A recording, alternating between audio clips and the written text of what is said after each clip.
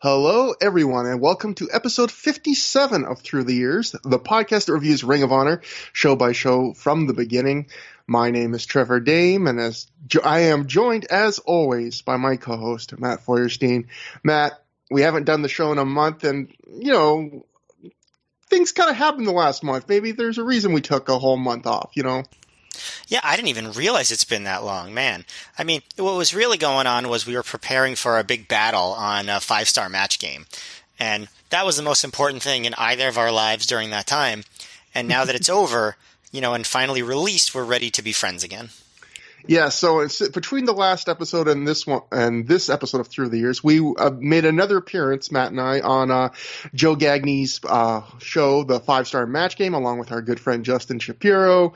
And as usual, it was if you were a fan of wrestling game shows in podcast form, of Matt coming off as smart and charming, and of me looking like an idiotic buffoon, as always, I think you'll be satisfied with that episode. I was ready to get on board with it until you said the part about me being smart and charming.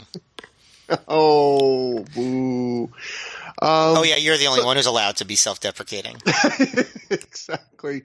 And but, and we got another thing to plug, too, because between the last episode of ThROH The Years and this one, we told you last episode we were going to do this, but we put up an episode of Shimmer Herstory, the great Shimmer podcast that our friends host. And we put one episode about that on the feed. And in case, you should listen to that. If you like that show, they have their entire library is on the Pro Wrestling Only Podcast Network, which we're still on as well, even though we also have our own feed. It's very confusing, except not really, because we're basically everywhere. You can't avoid us anymore. Yeah, exactly. By the way, everyone should listen to the Shimmer Herstory. It was a great episode, and it's generally a great show. So, we're scheduled to have one of the hosts of that show on this show in the very near future. So look out for that. One of the other reasons that it took us a while to record this podcast is this was another extremely long ROH show that we're reviewing today. And there's been a lot of those lately. And I actually think this is the last, super mega ultra long one for a while. I think this is the last double DVD for a few, maybe 8 or 9 shows, something like that. So that's good. Yeah, for those who aren't watching along, this show it's a 5-hour double DVD or double VHS if you bought it at the time in the old format, because I think they were still also selling VHS along with DVDs at this point. They definitely were, and they were coming out much faster. And this is it's a 5-hour total watch, except the last hour of this show is basically just highlights of the last year, of Ring of Honor history. So really, it's a 4-hour show plus an hour of highlights.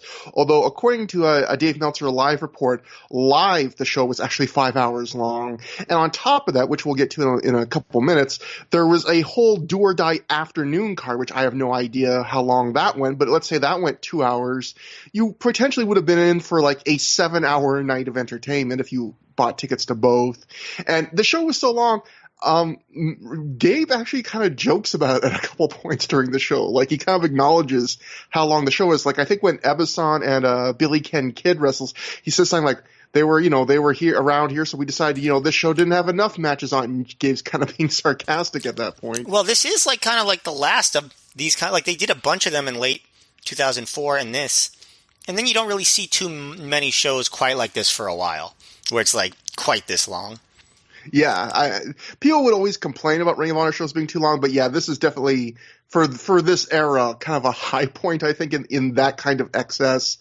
And going back to Shimmer Herstory, one more point that kind of dovetails into it is Stacy, one of the two co-hosts of the show. She sent us a note on a little Ring of Honor mystery. You know how I love my Ring of Honor mysteries, Matt, that we had on the last episode, where doing research, I found that Alice in Danger's official website back in the day was prettypieceofflesh.com, and I was just puzzled to what that came from. And of course, as always, our listeners are smarter than us. So Stacy had sent us this note.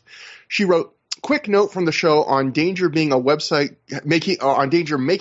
called Pretty Piece of Flesh. That's actually the name of a song off the Romeo and Juliet soundtrack. It's also originally a line from Shakespeare. And according to Google, Danger used it at some point as entrance music. However, it's not the music she uses in Shimmer or any Ring of Honor I've seen her in, which is a kind of soaring Euro techno sounding song. Pretty Piece of Flesh is a heavier Nine Inch Nails style industrial tune. I haven't seen her use it anywhere yet, but Google says, maybe in the future compared to 2005/6. Anyway, that explains the seemingly problematic website. So, yeah, thank you again. That's a great little note. And it also exposes that we're both ignorant to Shakespeare, Matt. Well, I mentioned this to Stace when she sent me that message. So I read a lot of Shakespeare in high school. I took a Shakespeare class in college. I took a Renaissance era English literature class in graduate school. I've taken lots of classes related to Shakespeare, and I have never once, it's embarrassing to say, never once read or seen Romeo and Juliet. This is embarrassing, but it's one of those things I always say, I should do that just to say I've done it. And plus it would help when I'm watching Jeopardy. Rest in peace, Alex Trebek. But I have literally only read one Shakespeare play in my life, and that was because school required it. It was A Midsummer Night's Dream.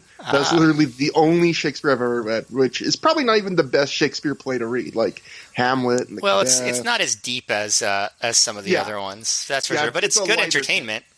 Mm-hmm. But a lot of Shakespeare talk on this episode to start off. People will say. Maybe. Probably not. It's more than zero, so there's that. More than zero is more than anyone expected. So, moving on, a bunch of news happened between the last Ring of Honor show and this one. First off, Pro Wrestling Insider wrote around this time, Ring of Honor has started taking a stricter stance towards those bootlegging their tapes and DVDs of late. A number of bootleggers, not bootlickers, have received cease and desist letters, and I've heard of 2 instances where Ring of Honor owner Kerry Silken has personally called those selling tapes, asking them to discontinue the practice. So, Matt, I'm kind of of two minds of this, because on one hand, I realize, piracy, especially for small mom and pop businesses, can definitely have a negative effect, but it's hard to quantify how much of a negative effect versus how much of a positive, because I can tell you that my first Ring of Honor shows were bootleg shows, and then I ended up spending a large amount of money buying the official Ring of Honor shows directly from Ring of Honor, but for a couple reasons, I was at the time during the Rob Feinstein era, for just a variety of reasons, I was more comfortable trying Ring of Honor from a bootlegger that I trusted over the rfvideo.com. And then once I found I liked it, and then once Ring of Honor did the switch over, and I realized for every story like me, there's probably a story of someone that maybe would have bought a DVD but didn't because they found a torrent in the years that came later, or someone bootlegged it at a cheap price. But at least for me, bootlegging turned me into a regular paying some bills Ring of Honor wrestling fan. Yeah, I mean, I used to go to these Ring of Honor speakeasies where you had to knock on a bookshelf and get back there, and everyone was watching Ring of Honor DVDs. All these bootleggers. It's. I mean, I think it's impossible to say if it was a net positive or negative, but I guess I don't know. Kerry probably had a better idea than we did, and he seemed to think it was not a good idea. So he was calling them up like he was the president of the United States, and they were members of a state canvassing board or something in the Midwest. But I don't know how closely you're following American news to understand that reference, but I don't know. I guess I can't deny that I have partaken in some situations that you're describing as well before I ended up becoming a legitimate customer of various things. And so in that case, it does, it does work out that way, but I guess it's sort of like the old, the old Napster debate, right? Yeah. And like you said, it's really impossible to quantify how many, bootlegging and the ease nowadays with the ease of online online, like really, you can get shows pretty much instantly after they happen if you know where to look, depending on the promotion. It's hard to quantify how many people that keeps them from spending money that they would have otherwise spent, and how many people does that hook them in and get them to eventually spend money. Like it's just, the WrestleNomics guy, Brandon Thurston, should get on that. He should conduct a survey because he knows all the solutions, man. He's the smart man. Another story, the Pro Wrestling Torch wrote, the next tryouts for the Ring of Honor Wrestling School are on March 6th. The school is located outside of Philadelphia, and CM Punk is the head trainer. Ring of Honor recently upgraded the school by adding new equipment, including a gym. The first class of the Ring of Honor Wrestling School has already had the opportunity to work in several different promotions, including Ring of Honor. This almost seems a little disingenuous, Matt, to say. I mean, I guess technically the students did have a chance to work in Ring of Honor up to this point, but not exactly getting a lot of ring time or an opportunity to do much but bump and sell for people in squash matches. That is working. But yes, it is. And Shane Hagedorn got the opportunity to film shows at ringside, which is a different kind of work. But I think this would be CM Punk's last class, because obviously he'd be out of Ring of Honor in probably around 5-6 months from the time we're covering right now. Yeah, so, and this is the this I guess would be the Pele Primo class. Yeah, that second. I guess this would be the second class, right? Yeah. This would be if Shane Hagedorn and company and Davey Andrews and all those guys that were class 1. Yeah, so this is around the time where they were recruiting for the second and final Punk class. The Pro Wrestling Torch wrote, Ring of Honor announced that their merchandising department is about to start a new series featuring empty arena matches presented in a very unique way. Matt, this story, it feels like for the last 10 or 15 episodes of Through the Years, it started in the Rob era, I think. They kept hyping that we're going to start a series. I think at first it was just we're going to make a DVD that has a Steve Corino versus Teddy Hart empty arena match, and I thought, oh, that's a Rob Feinstein idea. And if I recall, after Feinstein was out of the company, there was a story where Ring of Honor was like, we're still doing it, and then we haven't heard about it, anything like that in a long time. And now, to this day, now we got all these months later, another story saying, yep, Ring of Honor is still going to do a whole series featuring empty arena matches. And again, I don't think they ever did one empty arena match, let alone a series based on empty arena matches. If they did one, they certainly never released it. Yeah, and of course, if you never released it, who would know, Matt? There's no fans watching. But that's right. It's interesting that this idea seemed to really capture their imagination, to the point where for months and months it keeps coming up in news, in different newsletters, and they never did. And looking back, I think. Again, I think we mentioned this before, but I think the pandemic has maybe realized that, a lot of us realize how important fans are to most wrestling matches. So probably a good idea that they didn't do a lot of that or any of that, but just an interesting little note. The Torch also wrote, Ring of Honor officials are looking to add to the tag team division and will try out some new combos on upcoming shows. Matt, you know what this means. We're getting the Air Devils very soon, Matt. That's right. The incredible run of the Air Devils, which we will get into also, on a future episode. So cheddar cheese pretzel and cracker, new combos. never mind. I've only had one combo, just like I've only read one Shakespeare. I've only had the pizza combos ever, Matt. Another shameful revelation. Yeah, it's not the most. It's not the most common combo. And we've got a couple wrestling events that kind of are related to the Ring of Honor show. One, obviously, very related.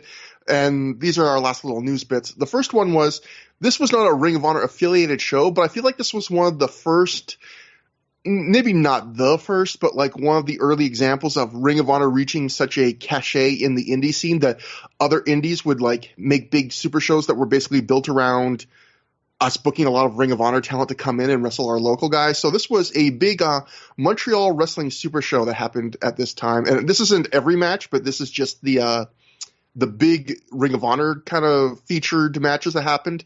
Frankie the Mobster beat Roderick Strong with a choke slam powerbomb in one hell of a match. And I think this is from a PW Insider report, so there's a few little comments about the quality of it. I can't attest to it. I haven't seen the show. But Kevin Steen beat Samoa Joe XS 69, and the generic luchador El Generico in a four-way dance that was worth every penny we paid to see the show. After Joe destroyed Generico with a muscle buster, Steen frog splashed Joe and pinned Generico to get a shot at Austin Aries later in the night. Ring of Honor champion Austin Aries beat Kevin Steen with the 450 splash. It was a sanctioned Ring of Honor championship match with Ref Hansen of the Ring of Honor as the head referee for this match. The crowd was left standing and applauding after these two men gave their all in a very good match. And then your main event, the final match of the evening, Matt, Pierre-Carl Ouellet, PCO, took on CM Punk. In a solid bout, PCO beat Punk cleanly with a peace liner, a decapitating clothesline. Punk used his cunning most of the match because he's clearly used to wrestling smaller guys and can do most of his moves against the huge PCO. This live report also wrote, it was announced that Ring of Honor Pure Champion John Walters was not able to do the show because of the massive snowstorms in the USA, but maybe back down the line. So that's like most of the top names in Ring of Honor all booked on this card. It's pretty crazy. And then, of course, PCO still a fixture in wrestling today. Recently, a future Ring of Honor World Champion, man. I mean, yeah, that would be a dream match today. Yeah, I mean, it's crazy. You would think like it's crazy just to realize how like even though PCO in the last few years kind of had his renaissance, his last big run, but like he was still around, in various parts of the wrestling scene 15, 16 years ago. I mean, wrestling CM Punk apparently, which I completely was either not aware of or forgotten, but very interesting card. I wonder if that is on tape somewhere, because that's a pretty loaded card. But the other card that related to Ring of Honor that is not the show we're covering today is the show that happened in the afternoon before the show we're covering today, because it was another do-or-die pre-show. This is the fourth do-or-die. Mike Johnson wrote that Ring of Honor held another matinee do-or-die event on Saturday afternoon, February 19th, featuring a number of undercard talents and independent performers, and he has the complete results, a live review of the show. Lacey pinned Alice in Danger, so a rare Ring of Honor women's match at this period. The Christopher Street Connection was back, Matt, with Ariel apparently even escorting them. So even she returned, and they defeated the Heartbreak Express. Mike wrote the Express are from Full Impact Pro in Florida and did some funny mic work before the match. Vordell Walker from the Florida Independents defeated Special K's Cheech in a squash match where apparently Vordell looked very good. We'll talk more about him later. Ricky Landell and Alex Law, two of Steve Corino's students, defeated Davey Andrews and Anthony Franco, two of CM Punk students. And I think it sounds like each team's trainer was in their corner. Fast Eddie Matt, he came back with Dave Prazak in his corner, and he defeated El Generico, Josh Daniels, and Eric Cannon in a good four-way bout. Mike writes, if there were ever any question that a huge majority of the Ring of Honor audience are fans who live and die by the internet, Generico's entrance got the biggest pop of the afternoon, with the crowd going absolutely nuts and treating him like a top-flight star. Vegas has really upped his game from the last time I saw him work in November. Then up next was B-Boy from CCW and Pro Wrestling Guerrilla, and he defeated Kevin Steen. Mike writes, Steen, making his Ring of Honor debut, got a huge reaction coming out. And then your main event, Matt, was the Full Impact Pro champion, Homicide, I guess defending that title. This was, of course, by this point, Gabe was also booking FIP as kind of a side promotion / almost like a pseudo-developmental brand for Ring of Honor. And he defeated Antonio Banks, for which some may know him better as MVP.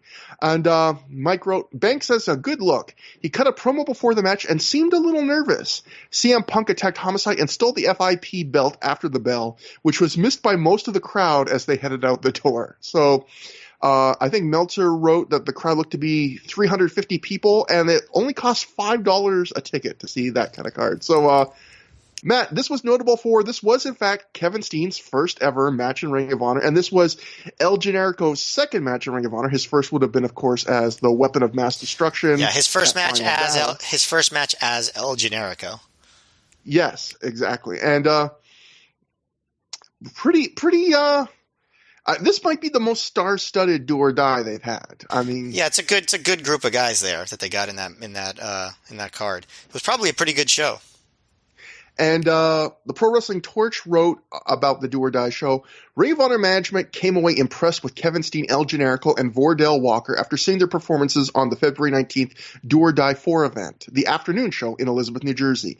They will be on future shows. I feel there are a number of people that can make an immediate impact on Ring of Honor, Gabe says. In fact, the only real problem now is finding the right spot to push them. We are in a similar situation we were in last year when we lost the TNA talent. There were a number of guys like Austin Aries, Roderick Strong, Jack Evans, Alex Shelley, Rocky Romero, and Ricky Reyes that just needed the right spot to come in and make an impact. They were able to do that when the spots opened up because of the TNA situation. The next crop is here and ready, and all they need is the right opportunity. I mean, El Generico and Kevin Steen would become stars in Ring of Honor, but not in this kind of first run they're on the precipice of getting. Yep, they were 2 years. They were 2 years away from actually being like kind of assimilated into the roster for real. And Vordell Walker would get a few future bookings, but again, we can talk about that when we get to a segment on the main show. He's kind of a mystery about what happened to Vordell Walker because he came in with a lot of hype, which we'll get to. And then one last note from this show. So this was DM'd to me by a mutual friend of the show, someone you know pretty well, Matt. Tom Foley, SureDog.com writer. He's a great writer. He writes the UFC previews. He's a great follow on Twitter if you want a guy who just knows his stuff about UFC. But friend of ours, you might vaguely know Tom. Never heard of him. You might have seen him around your neighborhood, but Tom sent us a note. He wrote, random completionist note. I'm listening to some old podcast and was listening to Kevin Steen's Art of Wrestling appearance from 2011. He mentions he was supposed to be the masked weapon of destruction, number 2 or whatever, but got injured the week before and Generico stepped in. As he tells it, they were getting booked at CZW and some other places, and they were at the Danielson-Liger show and gave their tape to Gabe. So, yeah, that's a little background that I did not have at the time. I should really go back and rewatch a lot of those Kevin Steen shoot interviews, but he just has so many, and shoot interviews are so much harder to comb for like nuggets of information that would be good for the podcast compared to anything written that I can just quickly, read. You can read a lot quicker than listen to a 3-hour podcast because I don't do that 1.5x speed listen garbage that cretinous monsters like Joe Gagney do. But it also makes sense. Like they did the promos where they said this new weapon of mass destruction like lost parts or something like that. It was smaller than it was supposed to be, and all that stuff. So I guess that actually kind of makes sense that that it would have been Kevin Steen and not El Generico. Yeah, definitely. So that's an interesting little piece of, I guess, Ring of Honor minutia or trivia, that it originally was Kevin Steen that was supposed to make his Ring of Honor debut at Final Battle 2004. But that brings us finally to the show we're covering tonight, and that is the Ring of Honor 3rd Anniversary Celebration Part 1, which took place February 19th, 2005, from the Rexplex in Elizabeth, New Jersey, in front of a reported crowd of 1,200 fans. So Ring of Honor 3rd Anniversary Celebration Part 1, this was the first time that Ring of Honor kind of took their anniversary celebration and split up into more than one show. It was a single standalone show this weekend, and then the next weekend they did a double shot, which they called Part 2 and Part 3. This wasn't the first time they had ever kind of co-branded multiple shows with the same name. They did that with Death Before Dishonor 2 in 2004. They did the Weekend of Thunder. Reborn. Part 1. Yeah. But this was the first time they did that with 3rd Anniversary Celebration and turned it into actually a 3-show branding. And this was a big success for Ring of Honor. I'll go to The Observer. Dave wrote, the February 19th show in Elizabeth, New Jersey, the first of 3 3rd anniversary shows, came off strong with 1,200 fans, which was way up from the 750 that Jushin Liger drew on December 4th. They are also expecting the 2 shows coming up on February 25th in Dayton and February 26th in Chicago Ridge to be up from usual. Although March advances thus far aren't good, it appears between word of mouth and everything else that Ring of Honor business is edging upwards. So yeah, Matt, we had just come off of Gabe. I think we talked about on the last show. He said how the Christmas DVD sales for Ring of Honor were the best ever and was like one of the best moments he had in Ring of Honor so far, and that it was encouraging them to run way more shows in 2005. And now, we get an audience that's a full 450 more people here than Jushin Liger. So kind of surprising, quite frankly. Not that this is a bad card, but to see them do that kind of bump, I don't know if over Jushin Liger, and I don't know if that's just word of mouth or. If I had to guess, I would say word of mouth combined with a lot of people really enjoying the recent tapes, combined with them, more time being passed between from the scandal that really put a bad taste in people's mouths, so they're more comfortable going to ROH. I think it's just the building of momentum, which I guess is that's the right way to do it, right? You just put out a good product and more people start to get into it. Also, just re-looking over at this Observer quote, which I copied word for word, I think Dave screwed things up here because I don't think the Jushin Liger show was December 4th. I think that was All-Star Extravaganza 2, wasn't that? Correct. Yeah, which would have been also in New Jersey, but that was Punk Joe 3, of course, plus Bobby Heenan versus Jim Cornette in the managerial war. But either way, still very good crowd for Ring of Honor at this time, especially with this card. And then finally, one last bit of little news surrounding the show before we can finally talk about the show proper. From PW Insider, former Ring of Honor champion Xavier was at the February 19th of Elizabeth, New Jersey event visiting. No word on if he'll be returning to promotion anytime soon. He was used as an extra on this week's SmackDown taping in Philadelphia during a JBL segment. So I never, this is another little minor Ring of Honor mystery where we keep seeing in the newsletters that, obviously Xavier was injured. They said he'd be out for months and months, but he'd come back. We kept reading in the newsletters, oh, he's going to come back. He's going to come back at this point. He's backstage at a show, and I think he's working at other places at this point. And he never comes back other than way off in the future for like a one-time title challenge when Bryan Danielson's champion, and maybe something else. But really, he never gets a regular run ever again. And certainly not anytime soon. Yeah, I would. That's true. I'm not sure.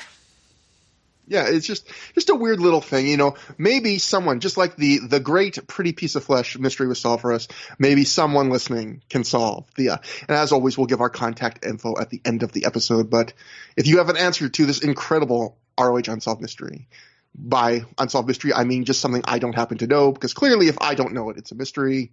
Please let us know. But finally, show proper. We open with Alex Shelley backstage. Shelley says he's finally gotten a hold of Jack Evans and he's going to meet with him today. Alex says he has to know where Jack stands, and he's confident that once he lays out his case to Jack, Jack's going to be on his side and not Austin Aries and Roderick Strong's side in this big. Jack Evans at this point is the child that Generation Next is fighting for custody over in the divorce. But Jack at this point just walks in. He apparently he was just feet away, and Alex Shelley did not know this. Jack says he overheard Alex talking and tells Shelley that it's just business, not personal, but he's siding with Generation Next. He then calls Shelley a failure, which seems awfully personal to me, and says he needs to end the beef, that Alex needs to end the beef with Generation Next and stay out of their business. Jack says that he doesn't want to see Alex get hurt, but he will get hurt, and Alex knows this, man.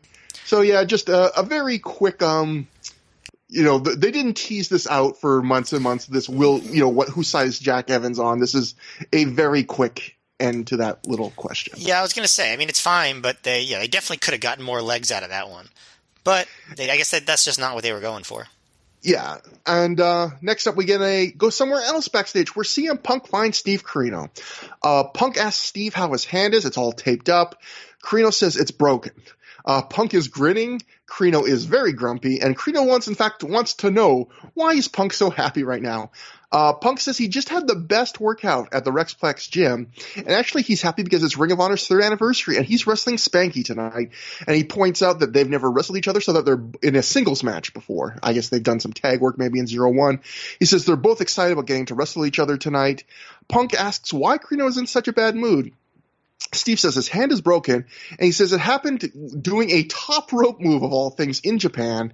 He says, my kid's tuition went up $1,000, and I haven't seen my girlfriend in 6 weeks.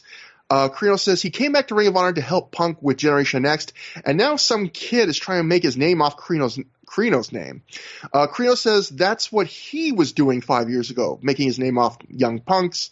Or older guys, I guess. Steve says he wouldn't be in this mess if it wasn't for Punk, and he's just here playing around, and Punk is just here playing around in a good mood. Punk, for his part, doesn't appreciate Steve's attitude, and he offers to help Corino just like Corino helped him.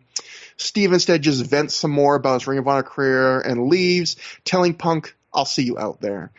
Punk at this point then says, "I'm not going to let Carino ruin my good mood." He says, without naming names or mentioning specific things that have happened, Ring of Honor had a hell of a year last year, seeing the highs of highs and lowest of lows. Punk mentions that he won the tag titles in his hometown. He had the series of matches with Samoa Joe, and he had the feud with Moff and Whitmer. Punk says when he wins tonight, he's going to be right back in contention for the Ring of Honor World title, and he's going to win it this year. He also says that he's going to get rid of Generation Next, just like he got rid of Christopher Daniels. Punk ends by saying he's going to see everyone out there in 2005. So, Matt, a lot going on here. I'll guess before I just get your thoughts, the one thing we should mention is PW Insider, I'll just take a quote from them. Steve Carino underwent hand surgery yesterday. He has told people who have asked that he's not going to miss his booking this weekend, where he is scheduled to face Roderick Strong. So not only was Steve Carino's broken hand legit, he apparently had the surgery for it in like the week before this show. So pretty wild. Yeah, wrestlers, man. I don't know if at this point in time, do we say like that's, we respect that, or do we say that's dumb, or both? I think it's kind of dumb, but at the same time, I guess I would say hand is a bit different than like if this was a neck injury or even like a knee or back injury, I'd say, what are you doing? But a hand is something, I mean, we'll see with this match tonight that Carino does pretty well for a guy with a broken hand in a cast, Yeah, I mean, yes, he definitely does. Carino, of course, in the promo has to talk about how he was the big heel, now he's the big baby face. It's weird that he has to throw stuff like that into every single one of his promos. Yeah, he's a big fan of that. And, of course, it's another weird thing that we get on the rewatch where it definitely seems like they're teasing a Carino-Punk feud down the line, and we know that we never get it because Carino has one of his little outs with Ring of Honor, and Punk finds other things to do. So probably other better things, honestly. Yeah, definitely. In fact, we'll see one of those better things kind of kicks off on this show. But we then go to another backstage promo. You can tell this is a double DVD release, and this time it's Samoa Joe with his protege Jay Lethal. Joe says a lot of people wonder what he'll do now without the Ring of Honor title. He says he's wondered that himself.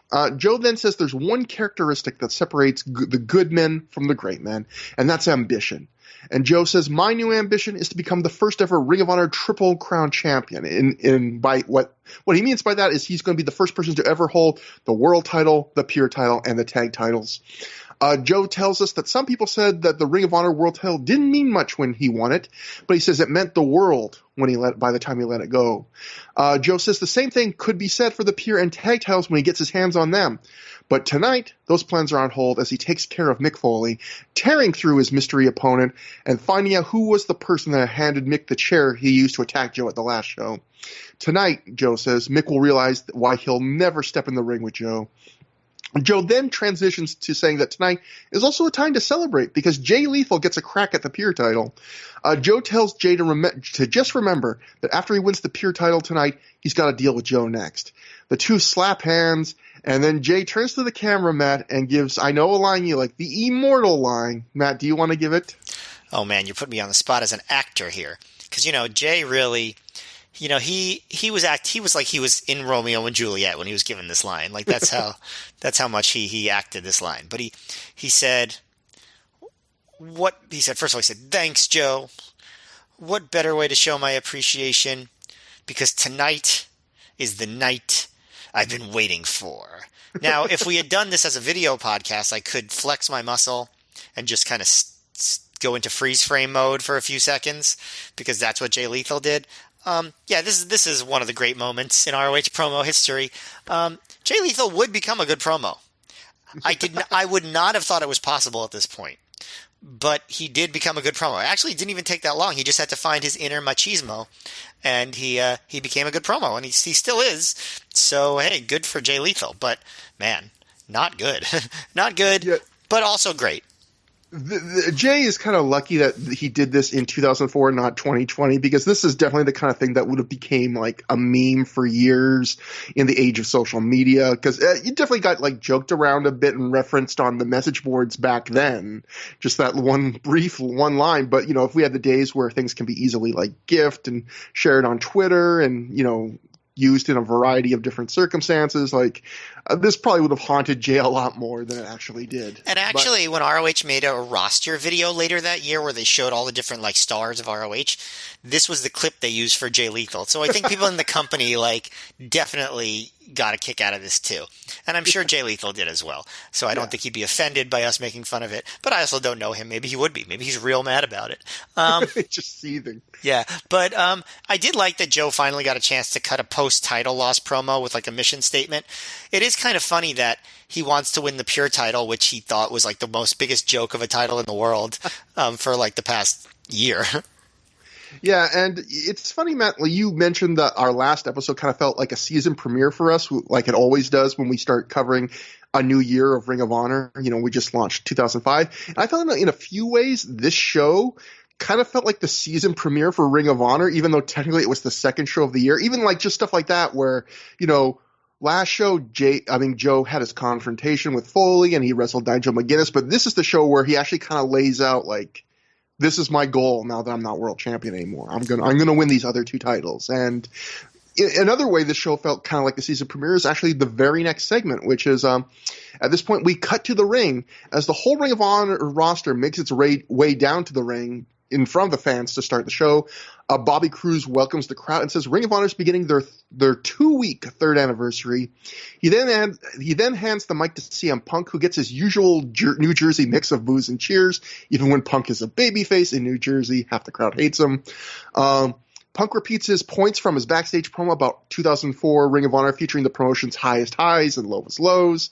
Punk then puts over a bunch of members of the roster and their 2004 highlights, and then says that everyone in Ring of Honor wouldn't be there without the fans. So the reason that they're all out there in the ring right now is to start 2005 out right by returning the favor and giving the fans a standing ovation after the fans have given them so many. So, and which the roster then does. And then Punk ends by saying 2005 will top 2004. So this is another way that kind of felt, even though this was the second show of the year, this kind of feels like the kickoff, even though I guess they're doing it because it's technically the third anniversary. It does kind of feel like the start of something new. At least to me it did. Yeah, I mean, it is technically the beginning of their third year or their fourth year, I should say. Yeah. So I guess for them, it kind of is the new year as opposed to the January show.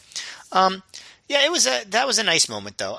Punk kind of gave the same promo that he gave in backstage before the standing O part. You know, the highest of highs, the lowest of lows. But I did like Fast Eddie getting in the ring and saying, "I'm on the show, baby." And he's been on like a few shows. Like, I love this idea that he's like still really enthused, like just the novelty of being on the main card. Well, he also he wasn't booked on the show, but he got actually to hang out and be on camera. So I think that's what he was excited about. How would he even know he's on the show? Because in case you didn't know, Matt, he's legally blind. That's right. He might not. He probably doesn't even know that he's in New Jersey. Which, he didn't think it was a Ring of Honor show. Someone told him he was at WrestleMania. Yeah, exactly. And hey, who's to tell him it's not the case? He can't see calendars. Every day is an adventure when you're Fast Eddie. Yeah. And it's also interesting because it's a little sign of like this. It's still kind of it's always just like a novelty to me that this is probably the era of Ring of Honor. I mean, CM Punk's maybe his entire career where he was like the most pure ass babyface, like even getting to be kind of the voice of the company here and speaking for everybody, like not Joe. Not and you know it's Punk that's giving the very rah like thank you guys, thank you for everything, and yeah, not much of a wise ass at all. Yeah, and usually even when Punk is a babyface in wrestling, there's quite a bit of snark and edge to him. And this is again, if you're ever someone that wants to know like what would Punk look like if he's just playing it like very straight babyface, like some of these shows around this time. From the last couple months to now, at least, is probably as pure a babyface as you're ever going to see CM Punk act like. But and honestly, it's not the most interesting time for him. I'll be honest. Like, I don't mean to criticize, but like, I don't think it works that well for him. Yeah, you kind of see why Punk didn't normally play a character this way, but I don't think it's terrible. But yeah, no. He's still lacking. He still has a lot of charisma. He's just not. It's not his best character work. Yeah. And that brings us to the opening match on the main card. Steve Corino defeated Roderick Strong via pinfall in 11 minutes, 12 seconds after he hits a lariat. Before the match, Corino came out with his students and his personal ring announcer. On commentary, Gabe tells us that Corino wasn't scheduled to be the opener tonight. Jay Lethal actually was, but Corino was fired up. He throws his shirt into the crowd. He grabs the mic and he says there'll be no personal ring introduction tonight. He says he doesn't care about the rules. He doesn't care about the anniversary. He just needs a little revenge. He says he's one knee down, he's one hand down, but he's going to kick Roderick Strong's ass, and he tells him to get his green ass out here. Strong runs to the ring, and the fight is on. Matt, what'd you think about that fight, and I guess the match that kind of developed from it? Yeah, well, first of all, I love Corino's obnoxious entrances. Like, even when he's, like, on his way out, like, I'm not even going to waste time with this intro, he still has, like, a 10-minute pre-entrance, like, intro where, like, the music changes a bunch of times, and he finally comes out, like, and then he's like, yeah, we're not going to wait. We're going to get this going. So I love that aspect. And, yeah, as far as the match, I think I'd have to think a little bit more. But this feels to me like it had to be Corino's best non-homicide match in Ring of Honor that we've seen. It's a good match. Like, it's strong, just like we saw in the last show. He's starting to show more personality. You know, he's like spitting at Corino's corner guys and, you know, John with the crowd. And he's really good here, Strong is. He's, like, at certain points, like, and I know it's probably not true, but it feels like almost Strong is being the ring general, even though he's in the ring with, a much more veteran wrestler than him. But, like, I like the way that he's really targeting the knee pretty hard. Does a lot of interesting stuff with it, figure four, and then he gets kicked into the chair. Meanwhile, Corino is just much more serious here than he has been in recent shows that we've seen. And I think it works a lot better for him than the kind of cheeky version of Steve Corino that we've seen on recent shows. I don't know if that was apparent to you. Oh, yeah. Yeah, and he's doing more like fighting spirit-esque stuff. They're doing their forearm duels in the middle, hitting a standing enziguri. He does an ace crusher for a near fall, and Gabe points out that's Homicide's move, showing that sort of thing is still going on. He actually does a really intense, like, running STO with his casted hand, which the crowd actually gives a holy shit chant to because it was such like an intense STO. And usually Corino's not the guy that does moves that get holy shit chants, typically. When he's not in like a barbed wire match, at least. But they do some stuff with the chair. There's a point where Strong hits a big backbreaker and then like the sick kick, but Regal distracts the ref and Corino's students attack Strong, and that allows Corino to hit the Northern Lights bomb, and Strong kicks out. But like, this was a no rules match, and I don't understand why they felt the need to distract the ref. Like little logic things like that, like they forget the rules of the match that they're in. It seems like if they're gonna interfere, they can probably just interfere with impunity, right? If there's no rules. Yeah. But I guess you could argue that the ref could just throw them out. That's one thing that he could do. But anyway, when Corino hits his lariat and gets the win, I thought it was a good match. I thought like there was some oddly timed like fighting spirit no selling that I didn't totally think fit with an opening match, but I really thought it was a good time. I thought just Corino was good. I thought Strong was very good, and I thought it was a good intense opener that's helping Strong get over as his own man. I give it a thumbs up. This was a good opener. I liked it maybe just a slight bit less than you, but I actually was surprised that it overachieved for me too, especially knowing that, that hand injury was legit. And I think one of the main points about this match, and you touched on, you did a great job pointing it out, which is, I think kind of like the CM Punk we just talked about playing different. This is a role Steve Corino is playing this match that I don't think we've ever seen him play in Ring of Honor up to this point, which is kind of like the angry, sympathetic babyface. Like he comes out especially even on recent shows, we've seen him doing with the tag matches with Punk, like a lot of comedy and not really taking things seriously. And this match, it's a very intense brawl right to start. And then like a very, high action, hard hitting match where, Steve Carino isn't playing around. He's actually in the middle of the match, it's Strong working over Carino's knee. So, Carino's actually in the position of being the sympathetic babyface in Ring of Honor, which again, I don't know if he's ever really been that up to this point, and probably not a role he plays that much at this point in his career in general. And at first it felt like maybe the crowd wasn't like, we're not used to feeling this way about Carino, but by the midpoint of the match, I felt like they were behind him.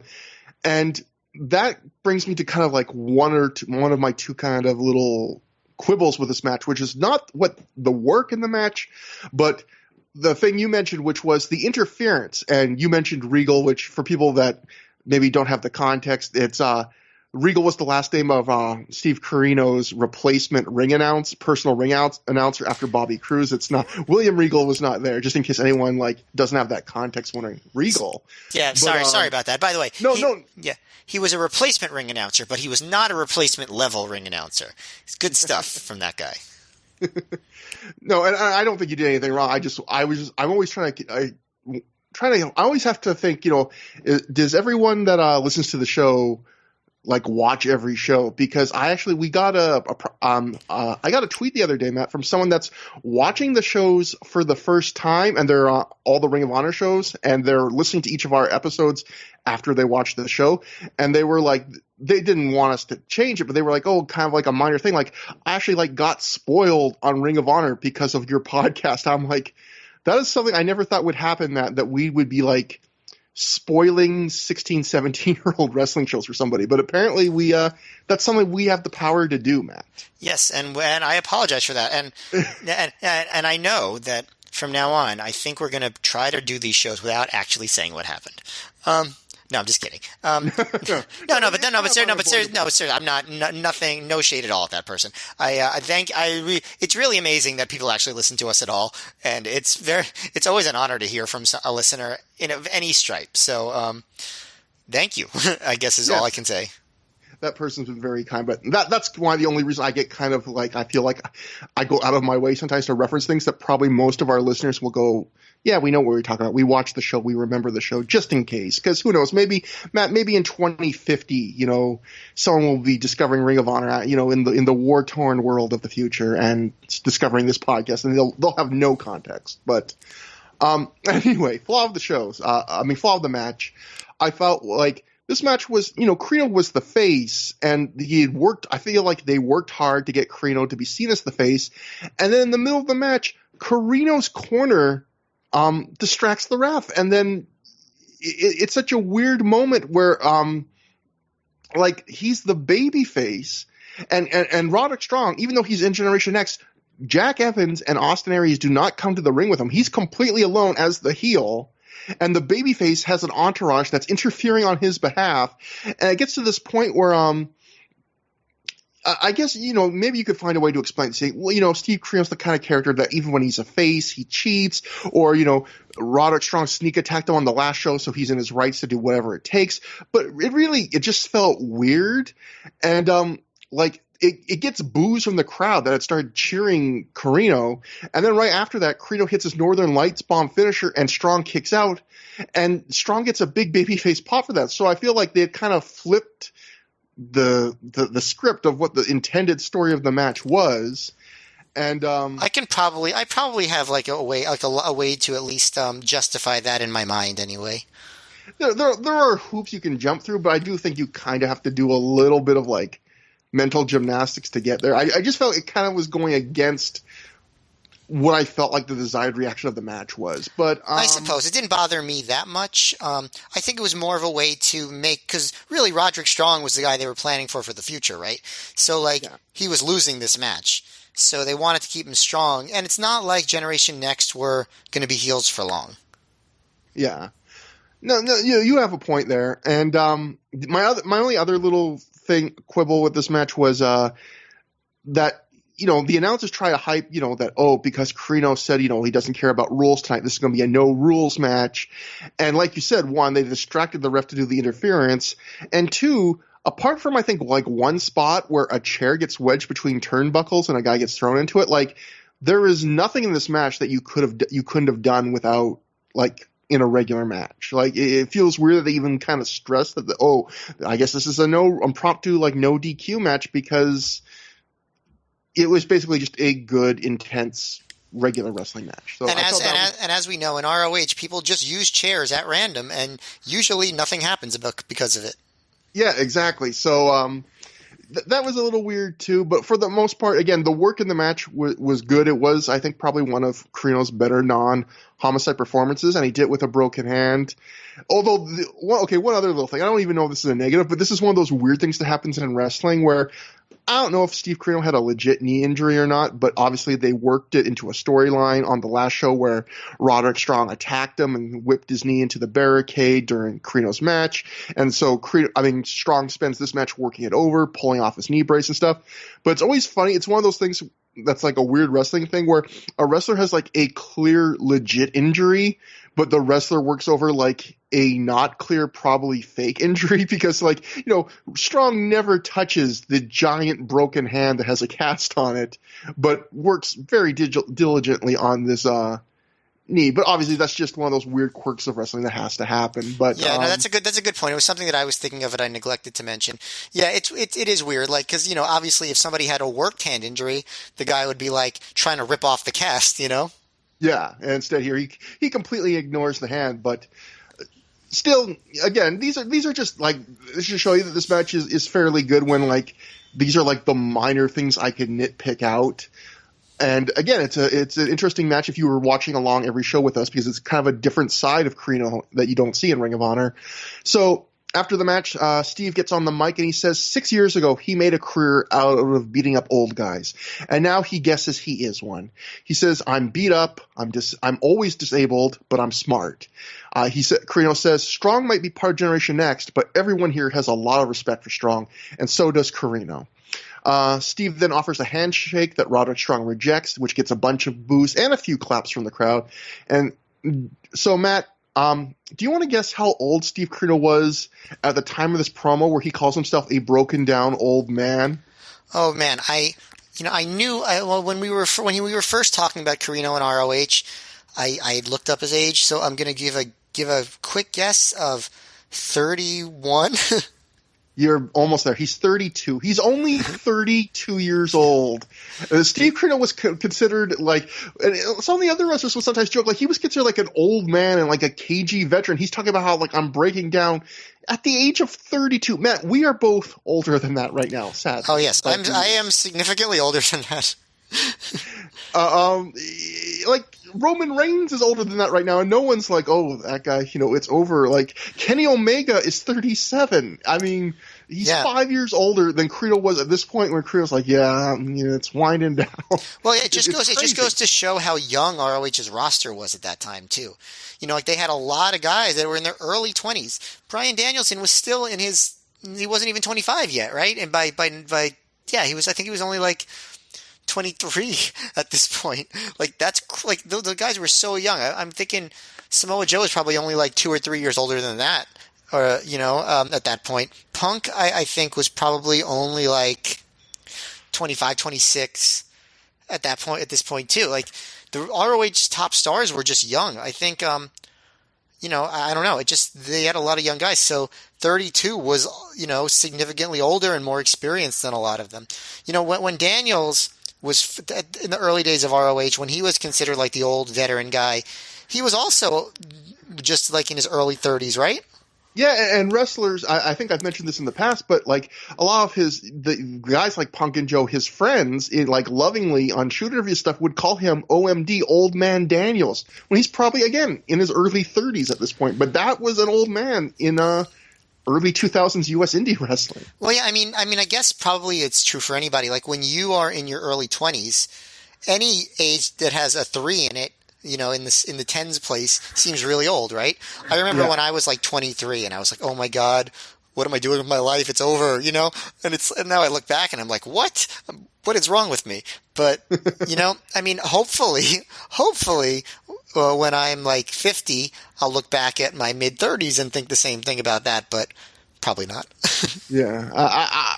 Speaking for myself, I peaked at 25. So, Trying to think. I probably peaked at like 32, 31, 32, probably. So you're like Steve Carino. Well, actually, no, because Steve Carino's saying he's like washed up at 32. So yeah. Matt Feuerstein, better than Steve Carino. No, just later than Steve Carino. So next we cut to Deranged, Izzy, and Lacey backstage. Deranged and Izzy keep goofing off. In the background is an angry Lacey tries to get them to take things seriously. She says they're going to win tonight. They're going to win the big scramble cage tonight. It's just very nothing little segment, not much to say. Next up, in fact, something that I should have mentioned on the last match, for anyone that's watching this show, in the first match, that Carino Roddick Strong match, Matt mentioned the long entrance that Carino had. Look for a fan in the aisleway that is just dancing up a storm to Carino's music. It's a nice little moment. Then that man was Trevor Dame. Never. Next up, the Ring of Honor Pure Title #1 contendership match. Jay Lethal defeated Jimmy Rave, escorted to the ring by Prince Nana, via pinfall in 10 minutes, 55 seconds after he hits the Dragon Suplex. When Rave gets in the ring before the match starts, someone threw a piece of trash into it. So again, we're not at the toilet paper stage yet, but occasionally people are already throwing crap into the ring when Jimmy Rave wrestles. Before the match, Nana gets on the mic and he does some mic work, calling down the fans. He gets a loud "shut the fuck up" chant, which would become one of his calling cards at those what shows. A great calling yeah. card. Nana then says that this match will have a guest at ringside, the newest member of the Embassy, who is, for a second I thought it was, they announced a new member of the Embassy on the show, but no, it was just him introducing John Walters, who had joined a couple shows ago. Walters has now new entrance music, and he comes out in a goofy Ghana-ish garb, I guess. I don't know if you would call this a dashiki or what. Just a head wrap. It's not a dashiki. It's a I don't know. It's probably racist, whatever it is. It's something to evoke that kind of reaction, like, And he sits at ringside, and I thought this was a really good match for its place on the card. Again, I don't think it was anything like crazy good. Like, it's an above average, like low good match, like, 3.25 stars. But I think what's good about it is this is the kind of match I think you want on second from the bottom, and it probably wouldn't work higher on the card because it has enough action. And it's good enough to be interesting, but it's not so like thrilling or action packed that it's a difficult bar for later matches on the card to top. Like, it's not going to burn out the crowd. It tells a good, simple story. And again, that's the kind of thing that maybe later in the card, a crowd might be more burnt out, but here they're really reacting well to it. And it probably also doesn't hurt that Jay Lethal is literally the hometown boy from Elizabeth, New Jersey. So he always gets a good reaction here at the Rexplex. But the story of this match is Lethal's midsection gets hurt and Rave works over it, and Lethal just has his usual well-timed, fiery babyface comebacks, which is Lethal's strength. And it's nothing revolutionary, but I do like there's a couple little twists that get thrown into the match from Rave. Like, he does a seated abdominal stretch on Lethal, but he ties Lethal's legs up while it's happening, and then he turns that into a pin, which I thought was cool. There's also a cool late match spot where Lethal's running the ropes and he dives through Rave's legs, and then Rave does like this no-look kick behind him to hit Lethal without even turning around to face him, which I thought was a neat little thing you don't see every day in these matches. And I enjoyed the match. The only flaw I had with this match was probably the whole Jay Lethal midsection injury. It starts with a spot where Rave is whipping Lethal, I think, into the turnbuckle, and Lethal kind of like slides under the turnbuckle, so he hits the post with his ribs, and that's a really hard spot to pull off. And I feel like he kind of ended up. It's so difficult to do. He kind of slid into the turnbuckle so slow because it just takes so much it breaks up so much momentum to kind of drop that low and to go that far, that it was kind of like, that didn't look so good. And that's kind of the spot that starts the injury. But overall, I enjoyed this match. So, Matt, what'd you think? Yeah, I mean, I would probably give the match about the same rating as you, but I think I felt more enthusiastic about it. Like, it was just like they did a really good job of what they were trying to do. Like, I don't really have anything negative to say about it. It was worked to be a good 3.25 star match. And that's what it was. Like you said, second match on the card style deal. And the crowd really behind Lethal because he's the hometown boy, like you said. And I was thinking about Walters when he was dressed up in that wacky outfit. And it was like, you kind of wonder, like, maybe it would have been better if Walters' stay in the embassy was a little bit longer, because it seems like it could have been fun. Like, he seemed like he was having fun dressed like that. And Nolte goes that Acid is no longer the worst dressed wrestler in ROH, and Gabe's like, that might be because he quit. And Nolte, but Nolte and you could tell that Gabe is like, why are we talking about Trent Acid? But Nolte keeps going. He's like, I think it's safe for Trent Acid to come back. And Gabe is probably just like loving that. Like, why? Like, I don't understand why you would do this. Like I think there are a few moments on this show, honestly, where you could sort of feel Gabe being like, all right, I'm probably kind of had enough of this whole Mark Nolte thing. But maybe I'm just projecting. I don't know. No, Matt, I have a note later on. I don't know which match, but we'll get to it, where I literally write, like, there's a moment where I think you can tell that Gabe is, like, audibly annoyed with Mark Nolte. That isn't this one. This is a completely different one you caught. So I think the theory is correct, Matt. Yeah, well, there's another part where Gabe says that Nana is looking for Rave to soften up Lethal for Walters rather than win, and Nolte says that Rave might be Walter's policeman, who's the guy who softens up challengers for the champion. And I sort of was thinking, like, Rave would be an interesting choice for the policeman role. When I look at Jimmy Rave, I'm not like, oh yeah, he's the heavy in the group. I don't know. If you look at the guys, you'd flip it. You would think Walters would be the heavy, setting up guys for, like, the pretty boy Jimmy Rave. I think Nolte just wanted any opportunity to go back to talk about some old wrestling trope, Yeah. But I thought the match was good. I thought Lethal was good, fiery babyface. I liked that Gabe correctly called the running knee this time. I thought that was like the biggest moment of the night, honestly. No incorrect Shining Wizard call at all. Yeah. I don't know how it happened, but somehow it took like over a year. Yes. But Gabe finally, and one attempt from CM Punk that didn't seem to take, but to correct him, but it worked this time. Almost 2 years, I think. Oh my god! But wow. But yeah, I thought it was just a good, like, straight ahead ending, right? Rave went for his finisher, Lethal escaped, hit his finisher, won the match. I really enjoyed it, and like you said, it was just focused to the point, well worked, good selling from Lethal, but not belabored.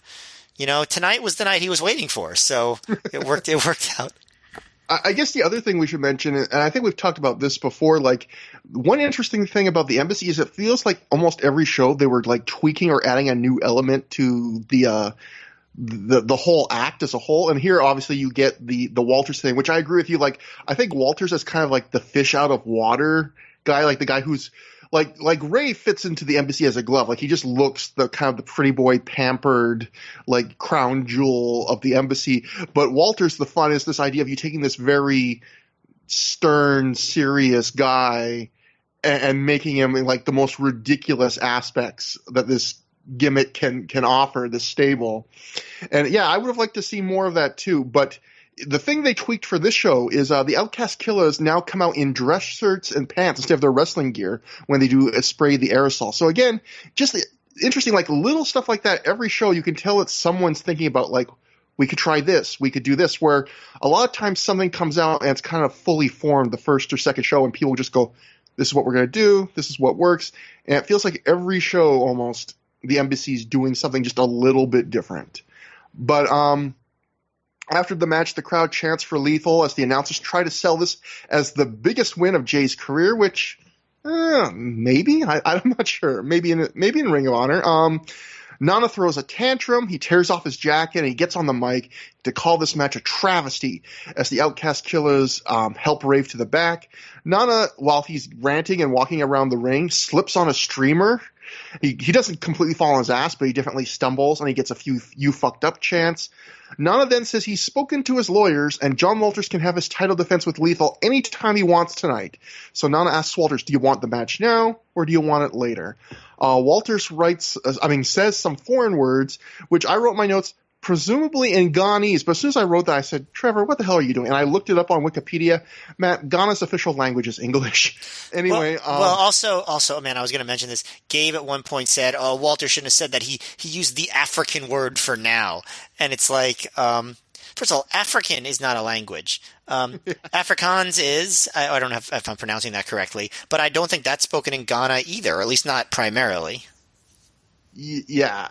Either way, whatever he said, the point is he's saying that means now, and we get the match. But, and that match is the Ring of Honor Pure Title match. John Walters defeated Jay Lethal via pinfall in 12 minutes, 55 seconds after he hit 3 straight lung blowers, and then in kind of a neat little spot, because Lethal had exhausted his rope breaks, Walters drags Lethal into the corner after the 3 lung blowers and holds onto the ropes, which he legally now can do as he does the pin. Matt, so this match obviously kind of basically bleeds into the last one. The other one bleeds into this one, but kind of an extension of the same story. What'd you think about this match? It didn't quite hit me as well as the first one did. The Rave one. I thought they could have given Lethal a few more convincing near falls. There was some sloppiness and weakness, like in Lethal's offense, where I couldn't always tell if it was selling or not. But like, I thought it told a pretty good story. Where Lethal was, kind of the underdog. There was a spot where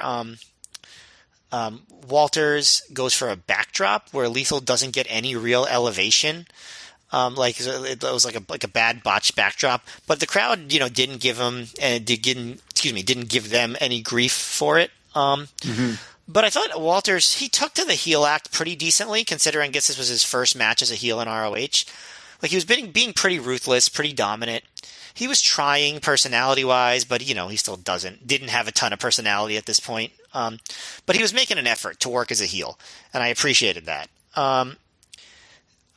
Gabe actually had to remind us that this was a pure title match with the rope break rules, and I have to admit that when I first started watching the match, I completely forgot about that. Like, it was good that he reminded us, because I would not have thought of it. But so they do the rope break stuff pretty fast. Walters locks on the sharpshooter to get Lethal to use his first rope break. Lethal would make his comebacks, but they were very chop heavy. But they definitely had less force behind them than they did against Rave. So I was saying either Lethal is tired or he was just doing a good job of selling. I guess ultimately it doesn't matter because it made sense that he would have weaker chops. So I guess it's fine either way. He did some cool moves. Like, he did this cool leg grapevine while lifting Walters into a crucifix position with his legs. And that leads to Walters using his first rope break. Then Lethal misses the diving headbutt, and Walters locks on the Boston Crab. But Lethal kind of contorts his body so Walters can't get it on, and he rolls out and turns it into a sharpshooter of his own, and that gets Walters to use his second rope break. Then Walters hits a powerbomb into another sharpshooter, and Lethal runs right for the ropes and uses his second rope break. So many sharpshooters for rope breaks in this match. It's like, I would love to see a match where just the only move done is a sharpshooter, and they just reverse sharpshooters for the whole match until somebody wins. Someone's going to do that now. You know who would have probably done that if you had suggested is Bryan Danielson, because didn't he and Claudio in PWG have that match where it was like a headlock for almost the entire match? Like, yes. Bryan Danielson is the kind of guy where if you kind of just did that as a dare, he would have totally done that. And probably had a good match. Yeah. Walters does like a camel clutch style chin lock, and this time Lethal actually escapes, but Nana trips Lethal, and then Lethal of course ducks a clothesline and does a tope onto Santiago and Nana, and then he jumps back in the ring, hits a big clothesline for 2. He goes onto the top. He goes for a tope onto Walters, but Walters actually catches him and throws him ribs first into the barricade, which I thought was really impressive by Walters. Like, he's not typically considered like a power wrestler, and that was a pretty impressive catch and throw kind of move, and it worked out really well because he was working on the ribs anyway. So I thought that was probably the spot of the match for me. And he continues to work on the ribs, body scissors, which leads to the third rope break. The Lethal hits a sudden powerbomb. They're both down. Lethal comes back with some weak-looking moves, I thought. but he does hit a jumping DDT and gets 2 for that. He actually hits a Macho Man style flying elbow, so that must be the first appearance of Black Machismo. I was going to say, have we seen the birth of Matt, have we discovered the birth of Black Machismo? I think so. I think that was it. Not only does he hit the flying elbow, you can tell even here, he's very inspired by Randy Savage. It is the way he does it, a very Savage style flying elbow. Right. I definitely, and I mean, you could tell it was. So Lethal goes for the Dragon Suplex, but Walters reverses, hits 3 necktie style lung blowers, and uses the ropes for leverage to pin Lethal, which is legal because Lethal used all his rope breaks, which, as I've said before, doesn't make any sense to me, and I don't think that should be part of the rules. But it is. So yeah, I thought it told a pretty good story, but maybe 3 stars is what I'd give it. I'd say about that. This is another match where I probably agree with like your rating, but just like you were a little more enthusiastic about a match you agreed with me with. I feel the same about, like, I think this was the worst of the 3 matches on the show so far, but I maybe liked it a slight bit more. Like I was maybe a bit more forgiving of like some of the sloppiness or the weak Lethal offense. In a way, this match was kind of like what we've seen a lot from pure title matches, which is the body of the match is just trading submissions and using up the rope breaks. And then usually in the last few minutes, they're kind of like, oh shit, we should just make this more like a regular modern indie match and do back and forth high impact moves and near falls and stuff. But and usually when I see matches like that, I'm kind of like, that's fine. But I think what helped this match is it had that built-in story from the previous match. So, when Walters does submissions, he's not just doing random submissions. It's, he's working over Lethal's midsection, his injured ribs, and the crowd's really behind Lethal because it's his hometown. It's his chance to become a champion. And so even though this match kind of told a story we've seen a lot in the last year in Ring of Honor, it kind of had some supporting elements that kind of helped make that story more engaging this time, I would say. I agree with you that Walters catching Lethal on the tope and then putting him ribs first on the barricade was definitely like the wow, like that's a really cool standout spot of the match. I agree about the Walters performance where he's not night and day better here, but I always think my favorite Johns Walters performances are when he shows a little bit of a mean streak or a lot of a mean streak, and he does just a tiny bit of it here, like at the start of the match where Lethal is still selling being hurt. He shakes his hand while he's still like writhing in pain, and then he just immediately puts the boots to him.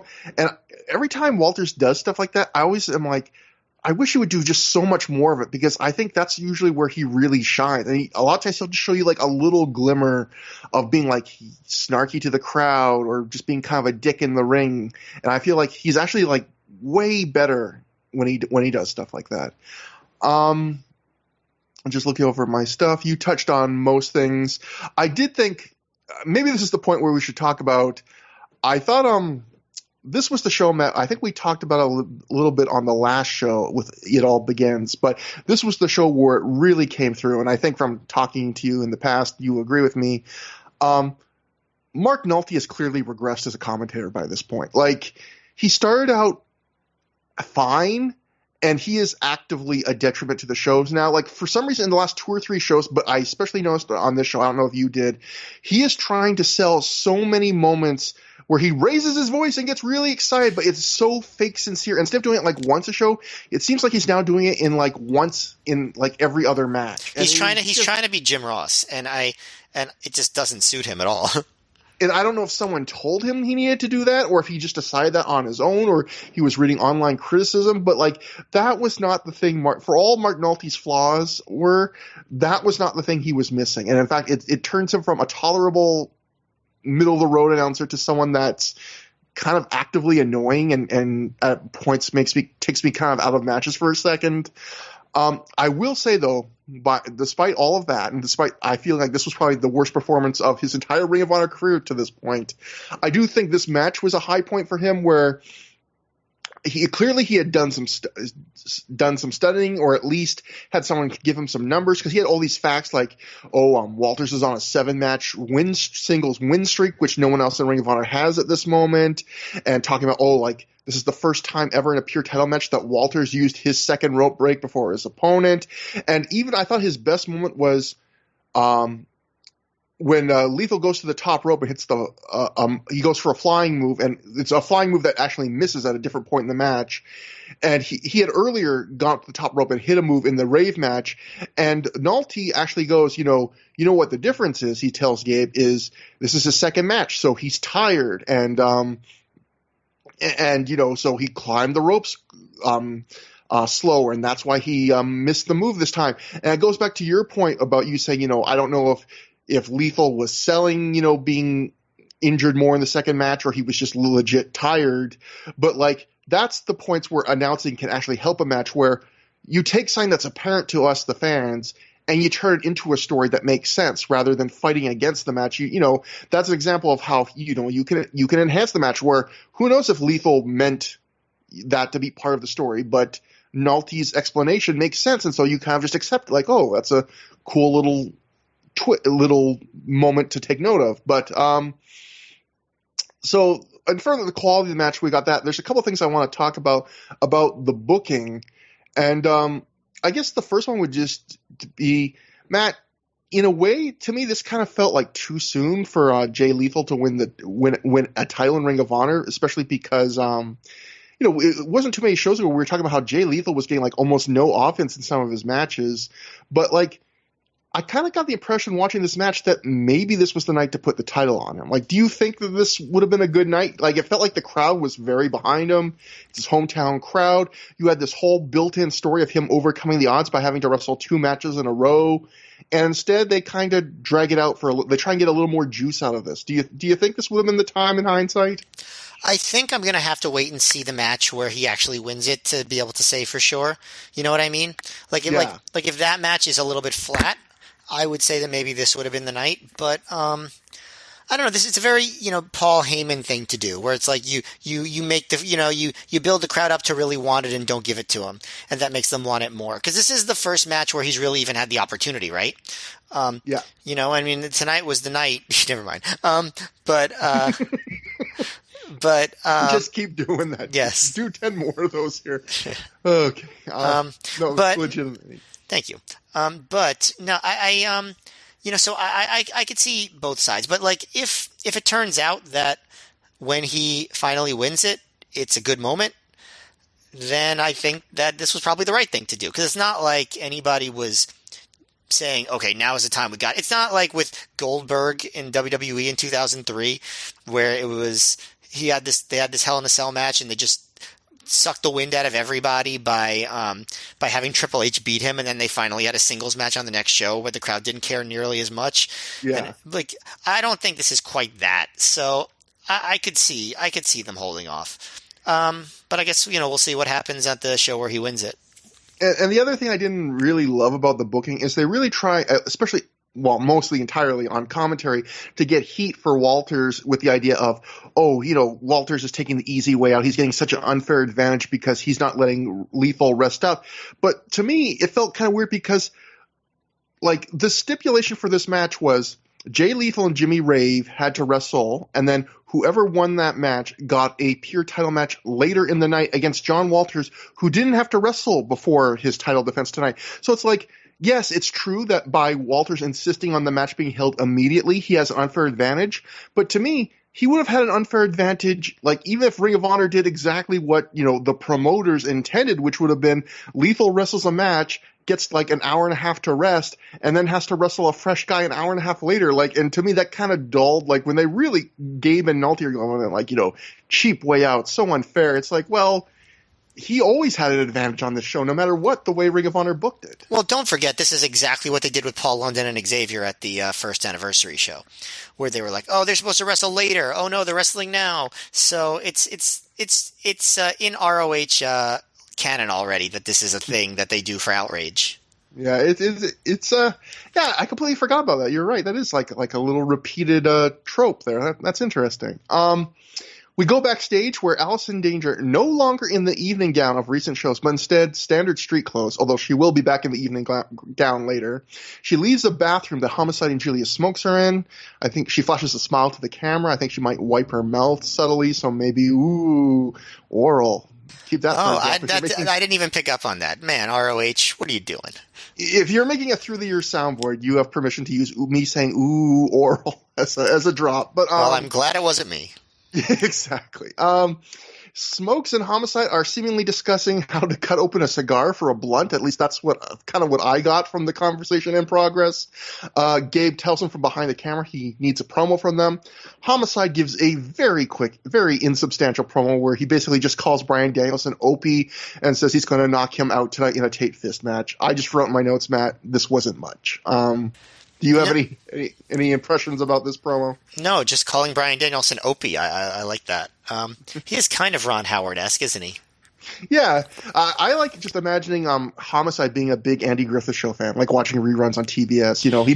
We know Homicide likes the classic wrestling, but we didn't know he stuck around on TBS to watch those old episodes. That's right. And I think it would be funny if he just kept calling him different, like Ron Howard names. Like on the next show, he calls him Richie Cunningham. Just like you, the director of Apollo 13. That's right. Yeah, go make Splash again. So, and that brings us to two new guys making a splash in Ring of Honor, so to speak. Wah, wah. It is Billy Ken Kid defeating Ebestus via pinfall in 7 minutes, 26 seconds after he hits a 450 splash. So these two guys are from a indie in Japan, Osaka Pro. Ebestus is a big, kind of chubby, masked comedy wrestler. He wrestles still to this day as Kikutaro. He had to change his name, but he basically is the same kind of comedy wrestler wearing a mask. He's actually lives in America now, I believe, and kind of does the indies here. And at this point, he was a bit of a cult figure where I had heard of him, and I think he had done some stuff, I think before this, but possibly after in PWG, and he was kind of known as, nowadays there's a ton of comedy wrestlers on the indies, but at this time he was kind of like the comedy wrestler that would occasionally show up here. And this match actually was surprisingly way less comedy than you might think for an Ebestus match. I think Ebestus is a guy where if you've ever watched him, I think his humor plays best in small indie shows with like small crowds, because I find a lot of his humor comes from his vocal performance. Like he will talk a lot during his matches and really sell these comical, like just literally saying like ow, like ways. And in a crowd that's kind of lively of 1,200 people, I feel like some of that gets lost, although he still did some of that here. He was surprisingly over for, in this match where you don't really know, how over is he going to be? How many people did they do him? Like we had that live report from Do or Die where Mike Johnson said you can tell how savvy this crowd is by the fact that they treated El Generico as a star in his debut. Well, I would say I don't know if they treated Ebestus as like a major star, but clearly a bunch of those fans were into him and were probably aware of him right from his entrance. And this match was much more serious than you think. There's a little bit of comedy from Ebestus. He does like the world's longest throat slash, but they played it pretty straight, and it's a pretty decent kind of shortish match just based around doing neat moves. Billy Ken Kid in particular looked here like a guy who could do some really cool stuff, but could just barely pull it off. Like he's one of those guys where, that's a neat move, but it looks like it took everything in him to hit it properly. He has some pretty good cocky charisma. Ebestus, for his part, did some neat stuff too. Like he did like a sit-out attitude adjustment. And yes, because it's a mid-2000s indie match, he did a Shining Wizard, complete with Muda pose afterwards. And there were some sloppy moments, like Ebestus did a handspring off the ropes that looked very Ebestus-ish, I would say. But overall, I would say slightly above average, and it was neat to see the crowd really liked Ebestus. So, Matt, before I hand it to you, I will say this is the match where this is the moment I wrote down as where I noticed that Gabe really, I felt, was getting annoyed with Mark Nolte. Gabe goes, Nolte goes out of nowhere. He goes, I think I know who Ebestus is under the mask. And Gabe's like, who? And Nolte says, Steve Kern. And Gabe just gives a very dismissive, like, okay. And he just moves on. Like, and I wrote my notes at this point, Gabe is over Mark Nolte. Yeah. I wrote that down too. Because I can't, like, what would, like Gabe would probably be like, I don't, like, well, who could possibly care about that? Like, what, why would you mention Steve Kern right now?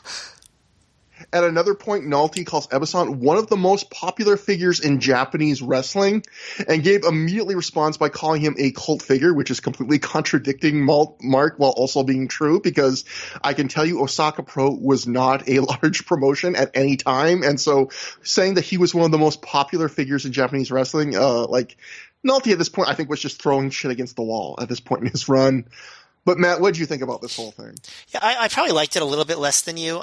This is also the match where Gabe says this match was a late addition to the card because, quite frankly, the card wasn't long enough. And Nolte enjoyed that, actually. This is the opposite of Nolte's comment to Gabe. Nolte actually enjoyed what Gabe said. Yeah, I think it's just not what I expected from the match. So maybe that hurt my enjoyment of it. But you're right, it wasn't bad. I mean, the work was fine. But yeah, I mean, I just expected more comedy. They did the throw slash, which obviously got a big Ebestus chant.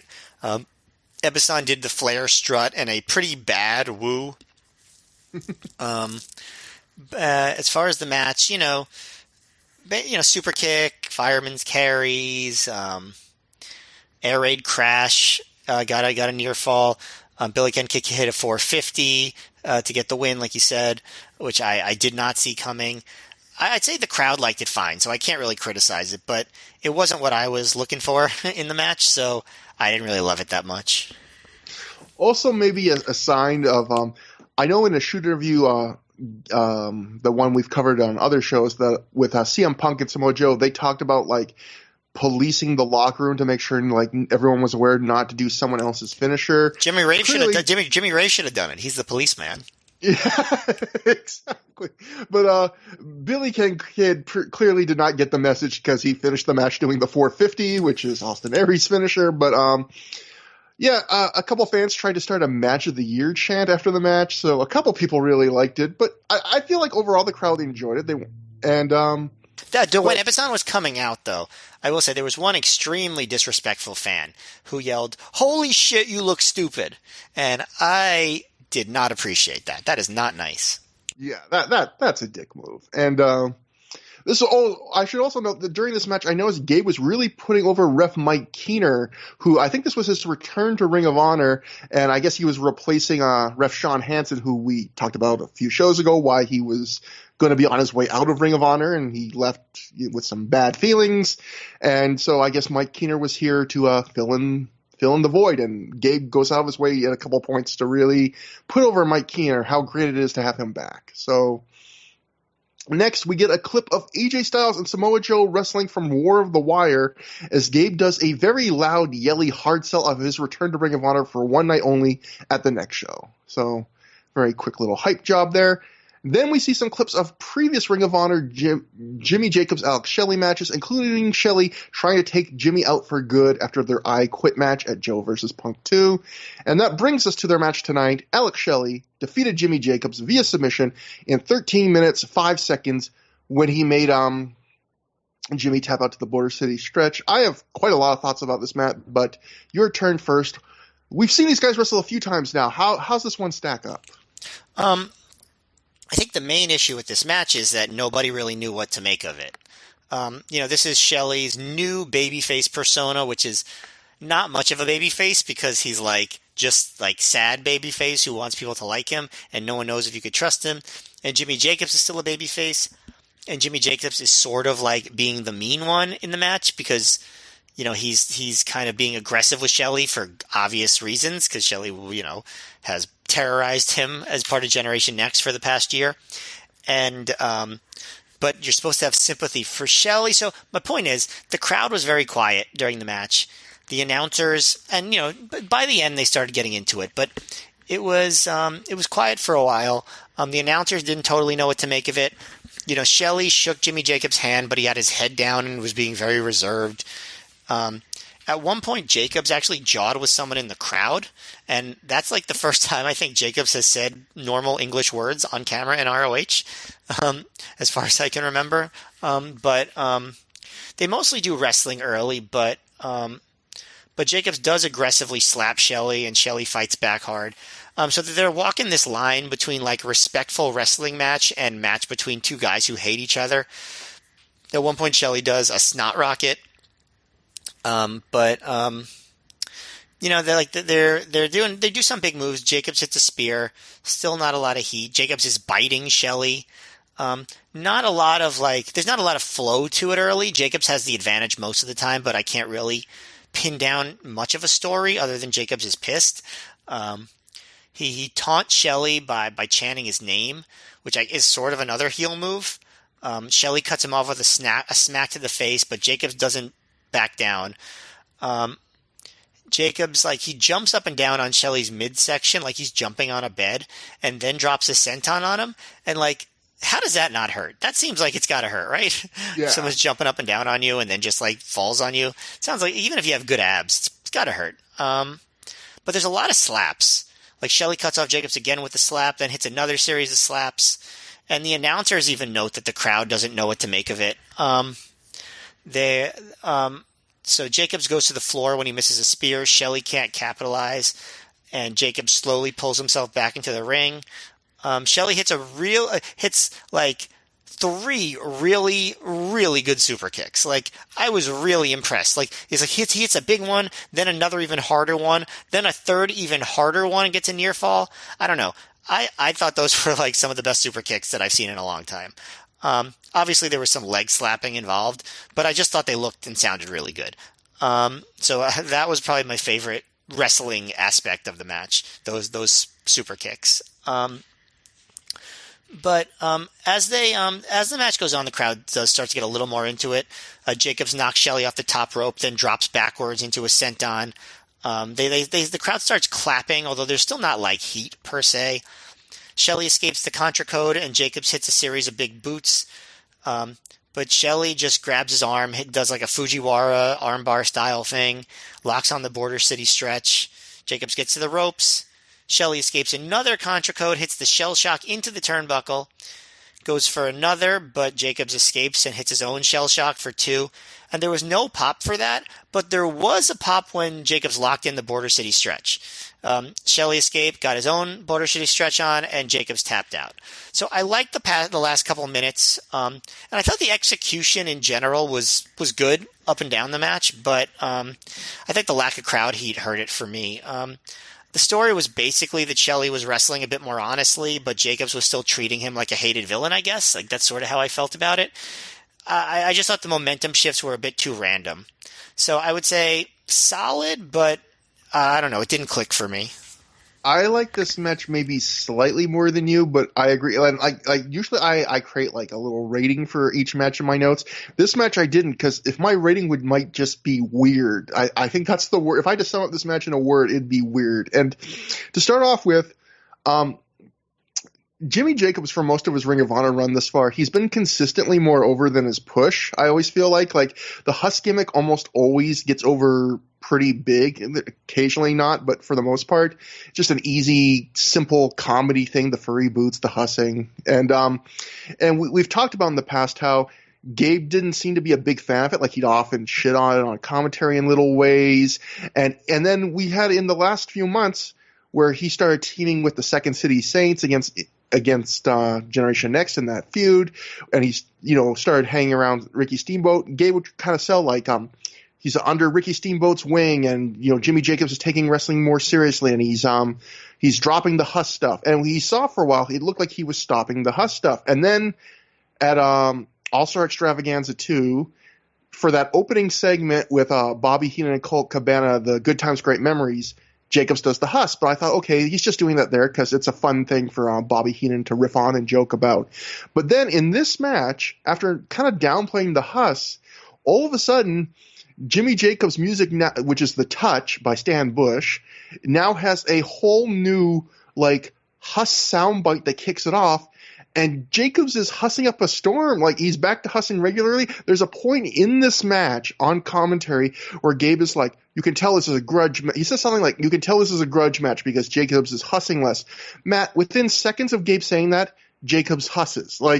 He's not hussing, and he's hussing the most he has in months. And it adds, again, you talk about the weirdness of this match where you were saying it was they were trying to find this line between wrestling a more intense grudge match and still doing kind of a regular entertaining mid-card indie match. Like, it also felt like they were trying to find this line between Jimmy Jacobs being the husband that everyone loves and also like this intense guy that has a rightful bone to pick with Alex Shelley. And so the weirdness continues because then, well, we'll get to one point I'll say for the end, but then, Alex Shelley, here he is, he offers the handshake at the start, which Jimmy Jacobs takes, and the whole gimmick is, Alex Shelley's bending over backwards trying to be this repentant, very much, oh, I'm sorry everyone, I know, I was such a jerk, I get why you're angry at me. And then in the middle of the match, as you point out, Alex Shelley blows snot all over Jimmy Jacobs. Like, how does that fit his new character? Like, this guy looking for redemption and trying to be the nice guy, you don't blow. That's literally a spot he did as a heel the year before, and it's not sportsmanlike to do that. And kids, just learn that. Exactly, and then the match. Yeah, the big story of this match was on one hand I appreciate they tried to do this different. And when you have two guys that have wrestled each other a lot up and down the road together, you always appreciate them trying to do something different. But the problem was, I feel like what they did different, generously we could say the crowd didn't know what to make of it, or if we want to be ungenerous, we could just say they didn't like it, because a lot of this match was something you never see Jacobs do in Ring of Honor, which is he's actually like the aggressor. He's kind of beating down Shelley. He's doing a lot of more like simple offense, like battering ram, shoulder blocks to the midsection. He's doing a bunch of headbutts, which he sometimes does, but he's doing a lot more, I guess, for lack of a better word, clubbering in this match. And, he's kind of in control, which normally Jimmy Jacobs, just because of his stature, he naturally plays the underdog who takes a shit kicking and gets his comebacks, which is a role he plays very well. And I actually thought he did a fairly good job of playing this different role, but the crowd just is not into it. Like, there's a moment in this match where Jacobs has Shelley against the ropes, and he goes to do a running shoulder block to his midsection, and Shelley gets out of the way, and Jacobs flies through the ropes and crash and burns on the hardwood floor, and he sells for a while. And you would think naturally this should be a moment where the crowd really gets behind Jimmy Jacobs, and they have a lot of sympathy, and they clap for a comeback. And instead, it is one of the moments, of which there are multiple in this match, where the crowd is so quiet you can clearly hear the concert that's happening elsewhere in the Rexplex, louder than what's happening in this area of it. And that's not a good sign. And yeah, I agree with a lot of things you said. I thought there was some good work at points in this match. I agree, Alex Shelley's super kicks, that sequence of them was really cool. I liked even sometimes I think this can be a hack thing, but I like that at this point in their feud, they had wrestled so often, they were doing the literal stealing each other's finishers.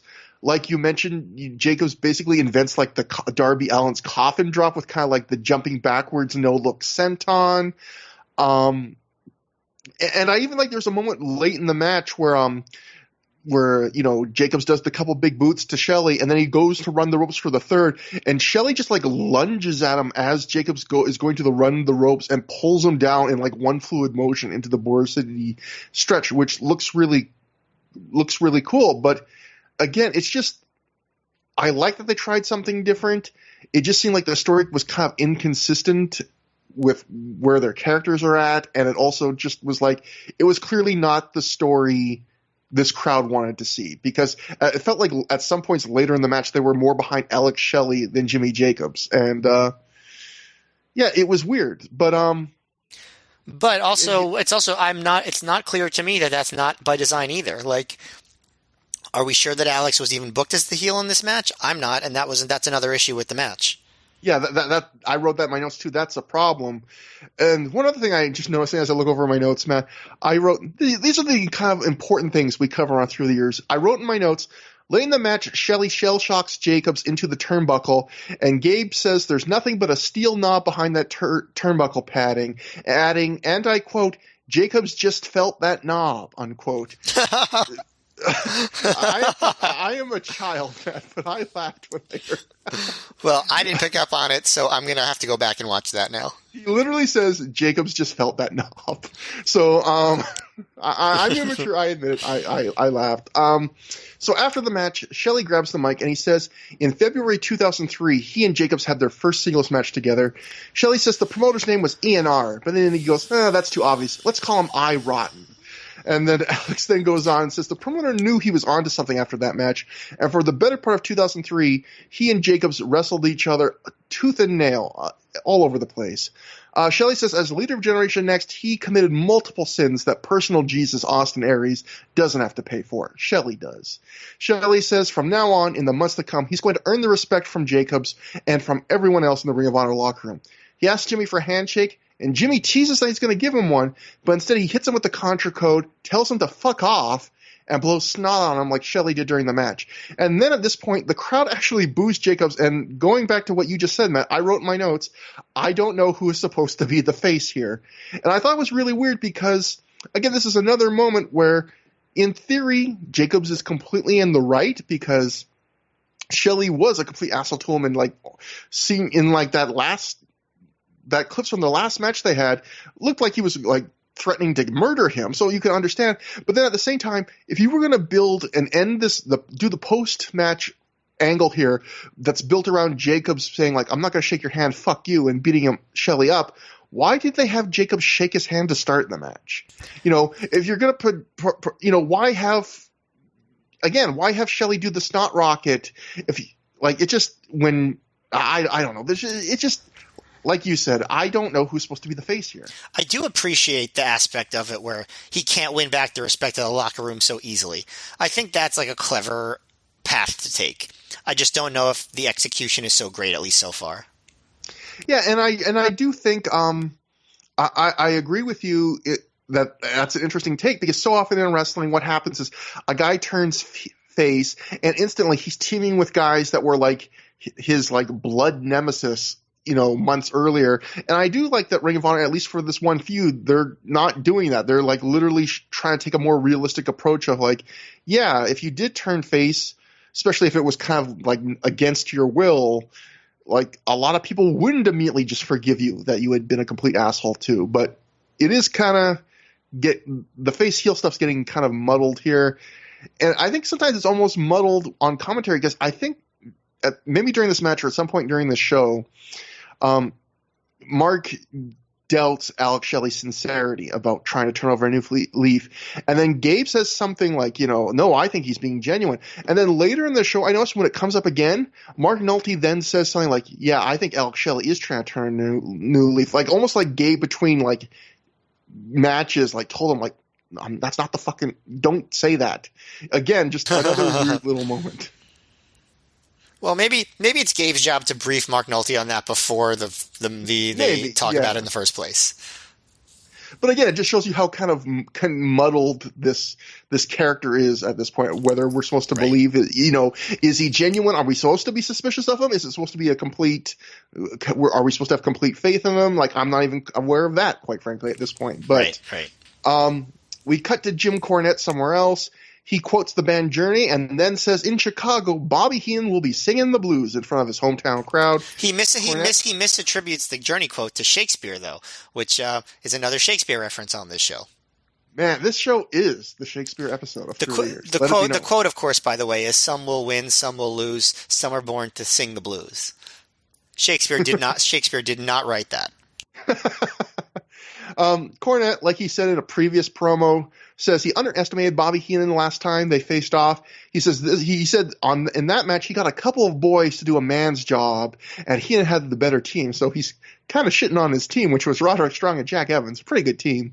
Cornette says that one of them won't be coming back to Chicago, and he has a surprise for Heenan, something that he isn't suspecting. So that's just a couple shows down the road, another Cornette Heenan face-off. So they're just getting a couple mailed-in promos on the show. We'll see Heenan's later to build up that match. This promo was mailed in, but it was not phoned in, because I thought it was a good promo. Cornette with another good ROH promo.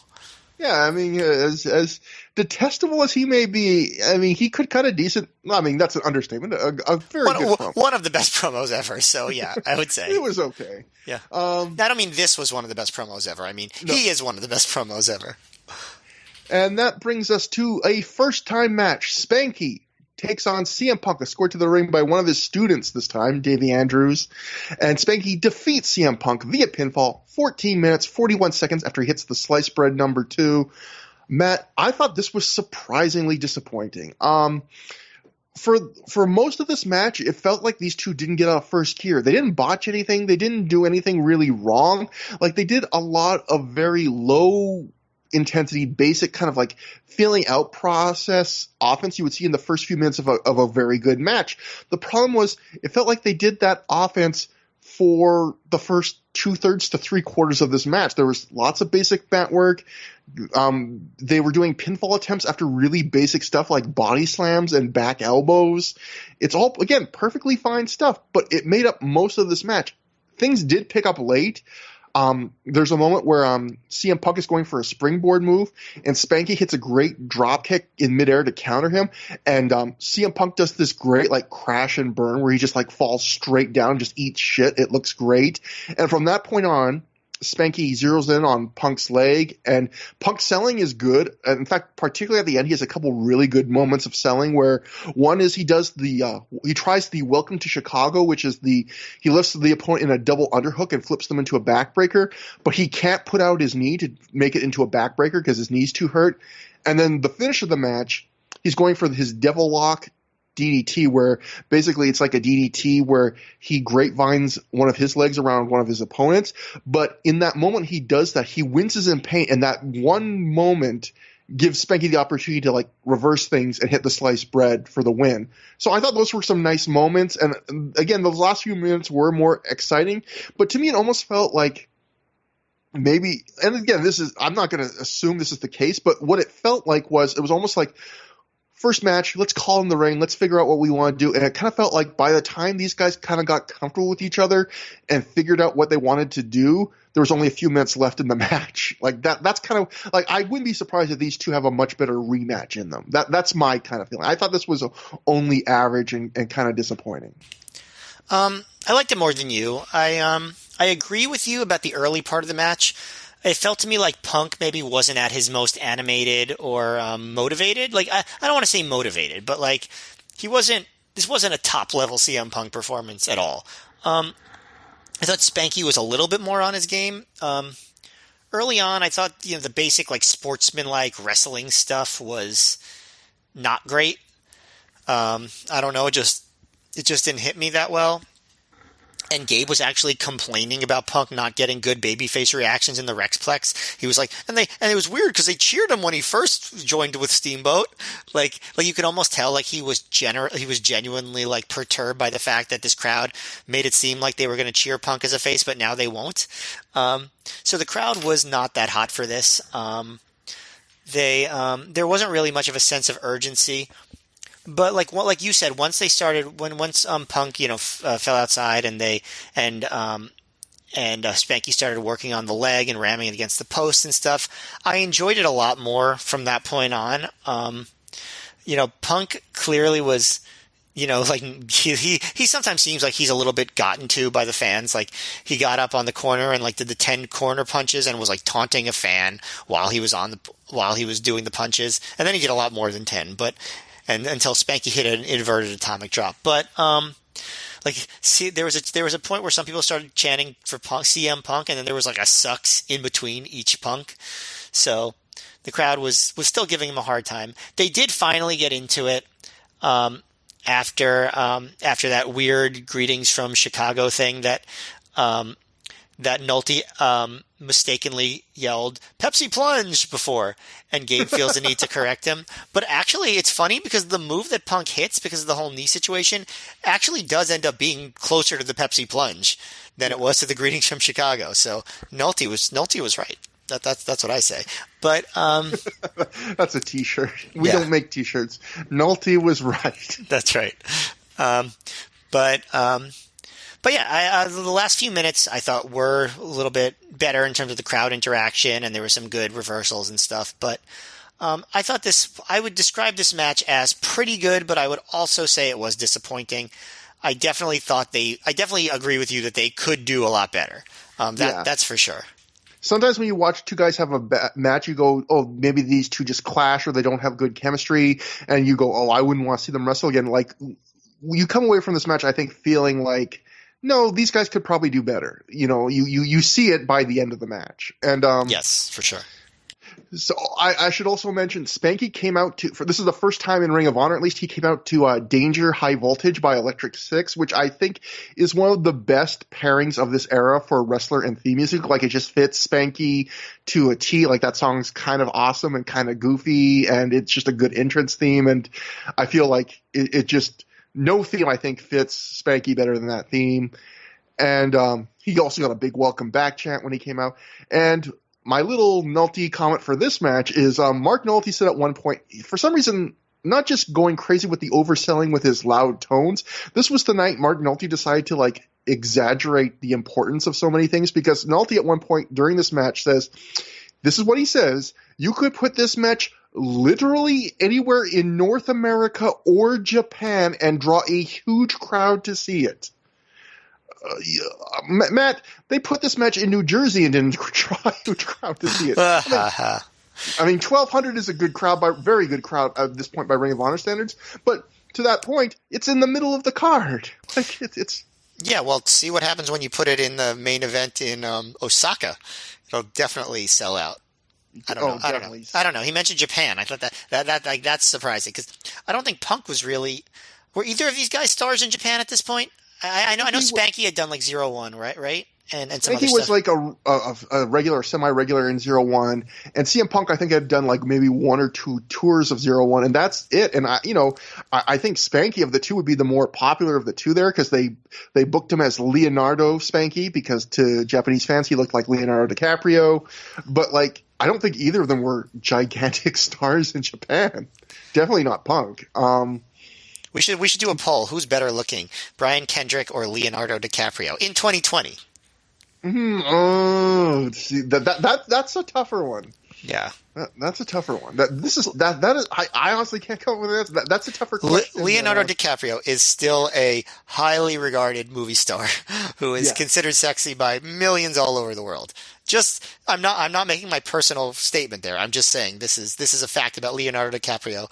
Whatever you think about how he's aged. After the match, Spanky and Punk shake hands, only for Prince Nana and the Outcast Killers to come back out and join them in the ring.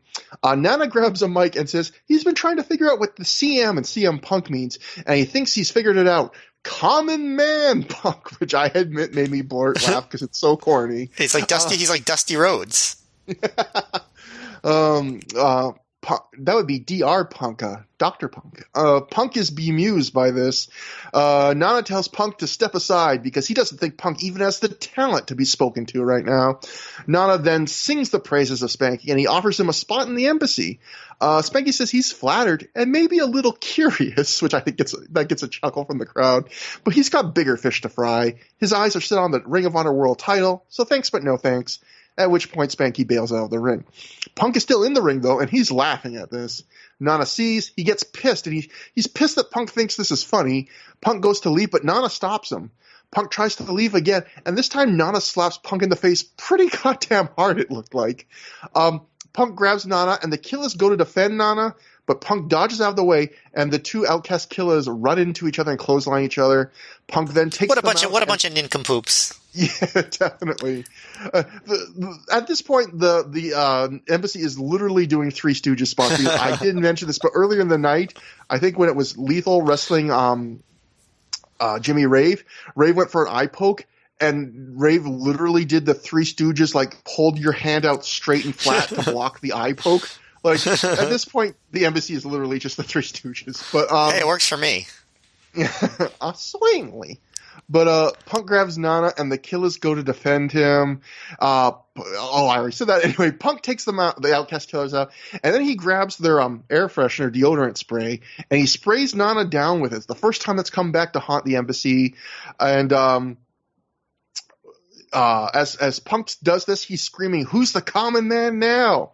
Punk screams at Nana to not bite off more than he can chew, and then he says, Jimmy Rave and John Walters ain't shit compared to the Second City Saints.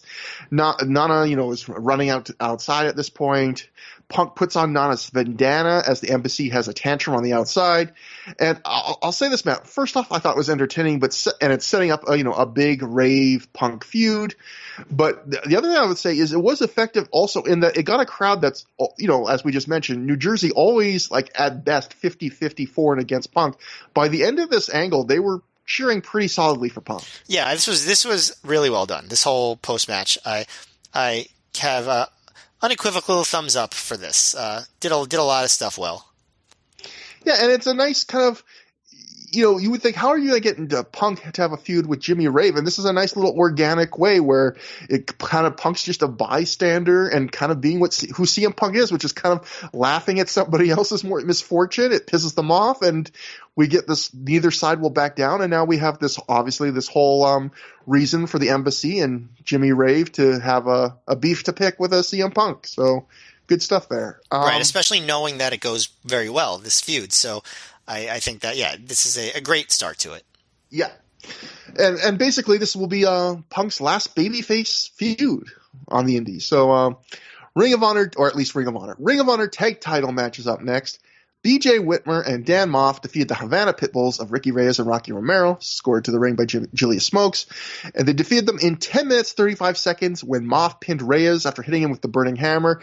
Yes, this is the title change. BJ Whitmer and Dan Moff become the new, for the second time, Ring of Honor Tag Team Champions. They had briefly held the title for literally an hour during Round Robin Challenge 3. They win them back here.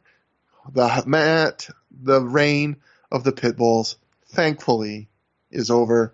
What'd you think about the not too long of a match that ended it? Yeah, and I think the fact that it's only 10 minutes makes it probably my favorite Havana Pitbulls match so far in ROH. I thought it was quite good. I thought it was high energy. The crowd was into it. Gave the crowd the ending that they wanted, with maybe a little bit too much of a contrivance after the match, but we'll get to that. But, the Pitbulls didn't have time to do their long, slow, boring work on the babyface forever thing that usually drags their matches down. It was just, it had some pop to it. Early in the match, Moff was sort of like the immovable object. Reyes was trying to knock him down. Moff was sort of like not selling. Then Whitmer and Romero came in, exchanged strikes, and Rocky kind of got the better with that one. And then Moff and Whitmer, they run wild early. And the crowd isn't so into it yet. I feel like the previous two matches kind of lowered their energy a little bit. But they work, and the crowd does get back into it.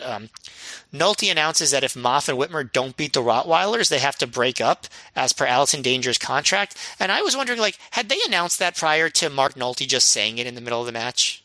I don't think so. I think this was a stip that happened between, the last show they were doing the backstage segments where Allison Danger was like, the Rottweilers are going to face Moff and Whitmer soon, and I can give you inside details and all sorts of stuff. But she never mentioned, so this must have been a step they just added to juice this up between shows. But you don't juice it up by just dropping it in commentary in the middle of the match. You know what I mean? It might have been on the website. Unfortunately, the Wayback Machine at this point for this period of the Ring of Honor website is very inconsistent. It doesn't really load a lot of pages, so it might have been something they added on the website. But certainly, if you were a person that just watched the DVDs and didn't keep up with the website, definitely you did not know this stip. Yeah, they should have done a promo on this stip if they were going to talk about it at all, I think is what I'm trying to say. Although this is also on the same show where the main event has a stip where the losing team has to leave for 90 days. So a lot of tag team related unfairness in these stips here tonight. But anyway, that nitpick aside, the Rottweilers they're taking over. They're doing their quick tags. There's some noise, some claps. The crowd is starting to get into it, although the crowd across from the hard camera didn't look to be reacting at all, which made the crowd seem deader than actually it sounded. But, Romero, we mentioned on the last show, he was starting to show more personality. He was dominating Whitmer. He was like straddling over him, smirking as he smacked him.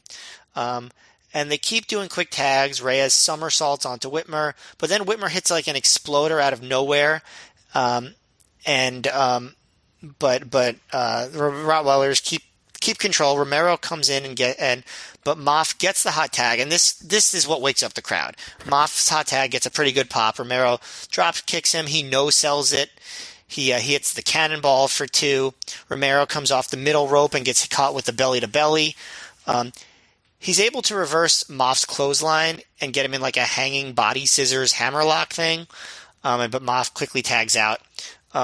Then Reyes comes back in. Whitmer goes for rolling German suplexes, but Reyes reverses and goes for one of his own.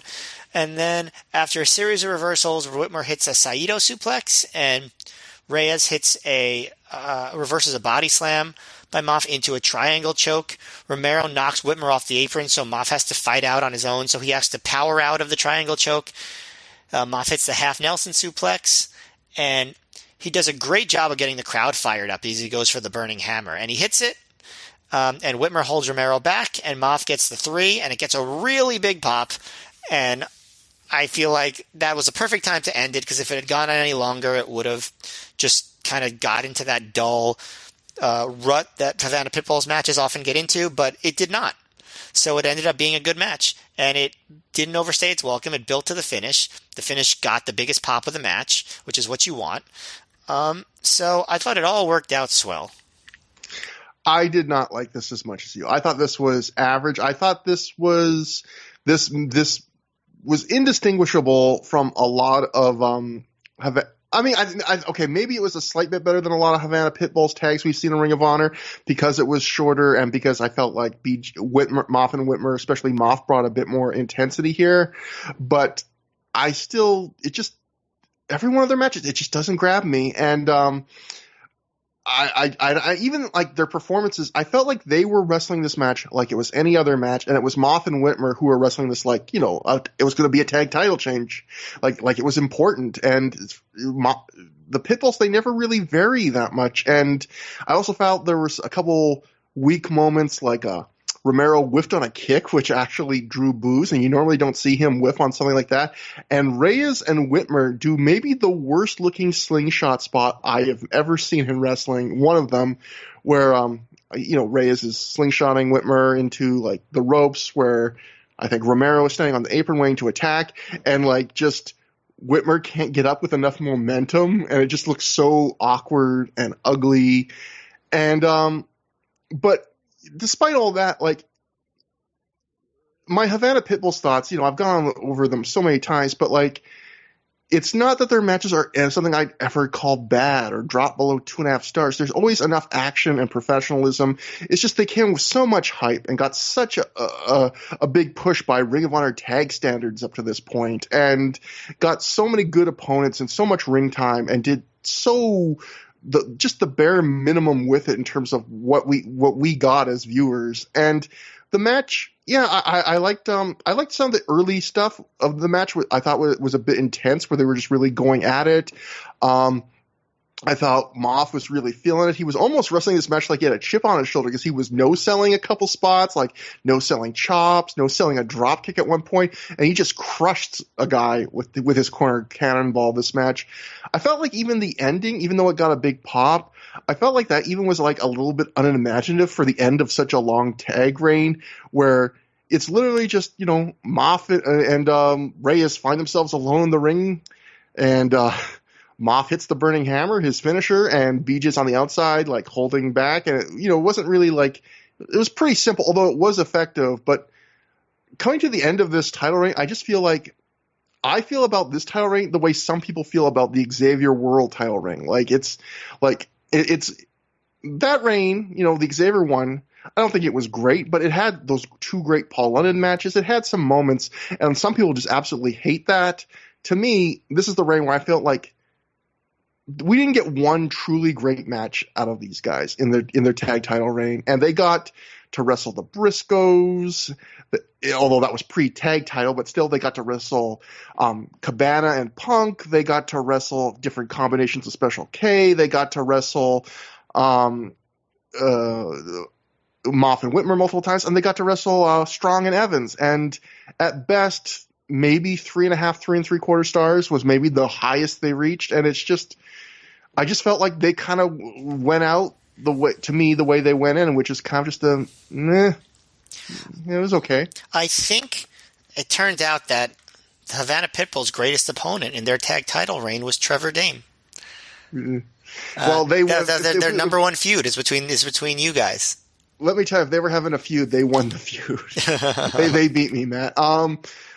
I do say there was a nice crowd reaction for the win. Do you think, though, looking back, that maybe they should have lost the titles? I mean, and I don't blame Gabe or anyone for booking this way, because clearly I think one thing Gabe usually was good about was when he decided to push someone, he would push them for a while before he gave up, even if the crowd wasn't buying into it. I think Gabe was always good about giving guys some rope before he cut bait. But looking back and knowing that their reign didn't turn out that great, do you think that maybe they should have either lost the tag titles to Moff and Whitmer at in the finals of that Ultimate Endurance match where the crowd was really into Moff and Whitmer there, or the Strong and Evans tag match where, again, because both of those matches, there's a good reaction for their title win here, but I feel like both of those matches, you could tell that if they had lost on either of those nights, the crowd just would have exploded, and instead we get this. I mean, I think you're underselling how excited the crowd was here, but I mean, I think just for purposes of their title reign not being that great, I would have liked them to have lost them earlier. And I think Moff and Whitmer probably would have been the right choice. If they wanted to put them on Strong and Evans, they could have transitioned from Moff and Whitmer to Strong and Evans. So I think Glory by Honor probably would have been a good time to do it. But I don't think that this pop was lacking when Moff and Whitmer finally won. It was a good pop, but maybe even a very good pop. Maybe I was underselling it a bit, but I just felt like those two matches that I mentioned stood out to me as nights where I felt like watching them wrestle. I felt like I could tell from the crowd's reaction, if they lost the titles tonight, there's going to be a huge reaction. And like you said during your review of this match, it's like the crowd started getting to this match, but it was really only the pop that was really big. It was almost like kind of surprising how big the pop was, because the crowd wasn't that into this match, but they were really into the title changing, is the way I would put it. Right, although I do feel like this woke up a crowd that was not that into the previous two matches. That was my impression. It's fair if you felt differently, but that's what it seemed like to me. I know, and I agree about the crowd being taken out of it. Do you think it's the Shelley Jacobs match where the crowd kind of was out of it for a while? Because I feel like that's kind of the point. Yes, I think they didn't know what to make of that match.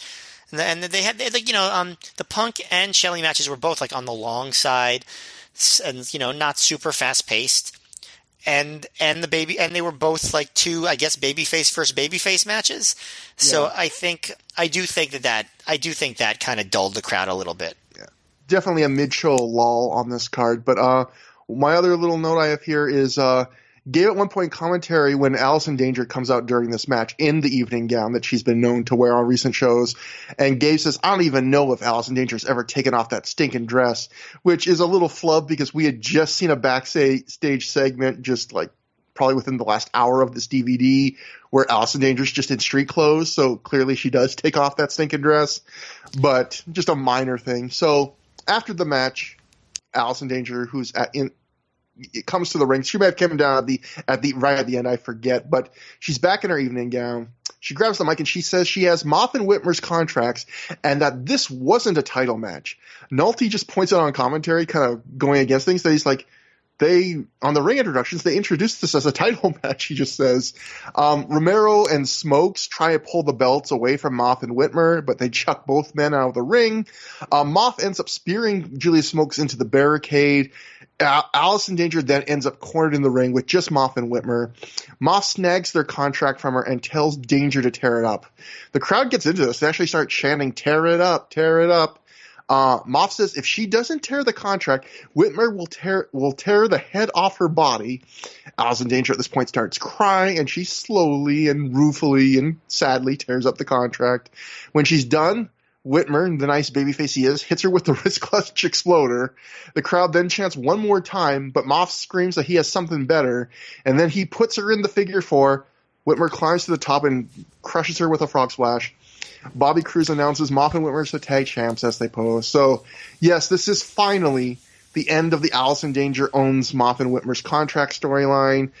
I feel like the end would probably have had, I mean, the crowd seemingly enjoyed the end. I think it would have had more of an impact if Ring of Honor did not have so many women get beaten up by men constantly, and including Allison Danger. Like, it was not, to me, it was not the big, oh my God, finally we get to see this moment that maybe they were hoping for when, I mean, I think we've even seen Moth, like, beat up Allison Danger on the first show in Ring of Honor, didn't we? I mean, like, that's right. I mean, Allison Danger getting beaten up in Ring of Honor is literally a thing that we counted happening in the double digits of times. Because usually when we had that violence against women streak, it was usually Allison Danger that was on the receiving end of that violence. The other thing is the storyline was starting to get a little weird. Like, the conceit of her owning their contracts and being able to book them, like at first I thought, oh, that sounds like a neat little storyline. But in practice, like, they mostly just got booked in regular matches, and like they won the tag titles while she owned their contracts. Like, seems like she booked them fairly well. Well, also, I mean, she said that it wasn't a tag title match, but like the drama of them changing it, like it was just them saying tear it up. Yeah. Right? And then she just did it. Like, so does that mean the title match didn't actually count at all? Like, you know, that was a little bit contrived to me. Like, what's going on with the contracts? Like, to what point do these contracts have any sway over what's going on? And how does ripping them up make the title match official? I don't understand. But you know what? Who cares, right? They should stop doing the man on woman violence. They should stop doing it 15 years ago. But they won't. They won't stop. So next we cut to Gary Michael Capetta in the ring, and he says Ring of Honor is stronger than ever. That seems to be a real theme they're pushing here, but honestly it was probably true at this point. And he says they're stronger than ever on their third birthday. Gary then says that the next show at the Rexplex will host the Best of the American Super Junior Tournament, a one-night tournament that will feature 8 of America's best wrestlers, the winner which gets a spot in New Japan's Best of the Super Juniors tournament in Japan this year. Let's just say, we won't spoil too much, but let's just say the winner of the Best of the American Super Juniors tournament, a tournament that features 8 of America's best wrestlers, is not American. I'll say that much. Oh, God. We cut again to Bobby Cruz introducing Mick Foley. He gets your usual big Foley chant that he gets everywhere in Ring of Honor. Mick comes out, he grabs the mic, and he sarcastically says, in the face of a lot of cheers for him, that he can see that the speech he gave him on the last show in Boston got a hell of a lot of heat. Mick says there will be boos for what he has to say next, though, which is that the big WWE Star Challenge match he lined up for Samoa Joe for tonight will not be taking place, as the WWE superstar Mick lined up can't wrestle tonight. Mick says that a lot of former and current WWE stars would love the chance to beat the crap out of Samoa Joe. That gets some cheers and a few boos. Foley then name drops Billy Gunn, Gene Snitsky, and Heidenreich. Mick says, though, he's going to level with the crowd at this point, and he's going to tell them what the original plan was. He says he was going to give an incredible build-up to this WWE superstar. He was going to introduce him as a former WWE Tag Team Champ, a former WWE Hardcore Champ, a very good friend of Stacy Keibler, and then Test would come out like some kind of Greek Adonis, Foley says. That gets some boos from the crowd. Mick says he would have asked the crowd to take into consideration that this superstar hadn't wrestled in a while due to a serious injury, and that he then would have again hyped up the qualifications of this wrestler being a former WWE Tag Champ, a former WWE Hardcore Champ, and a very good friend of Stacy Keibler, before revealing that the mysterious WWE superstar Mick was talking about was not Test, but in fact Mick Foley himself. Mick says he would have then attempted to tear into Samoa Joe and reach the same levels Joe had reached with CM Punk, with Austin Aries, with Doug Williams, and Nigel McGuinness. Mick says he kind of felt like a jerk in Boston bragging about six-figure payoffs. He says that's not his style. He doesn't brag about how much money he makes. He's an economy air-flying, Chevy Impala riding, flannel shirt wearing, pig squealing, wheeling dealing. You know the rest.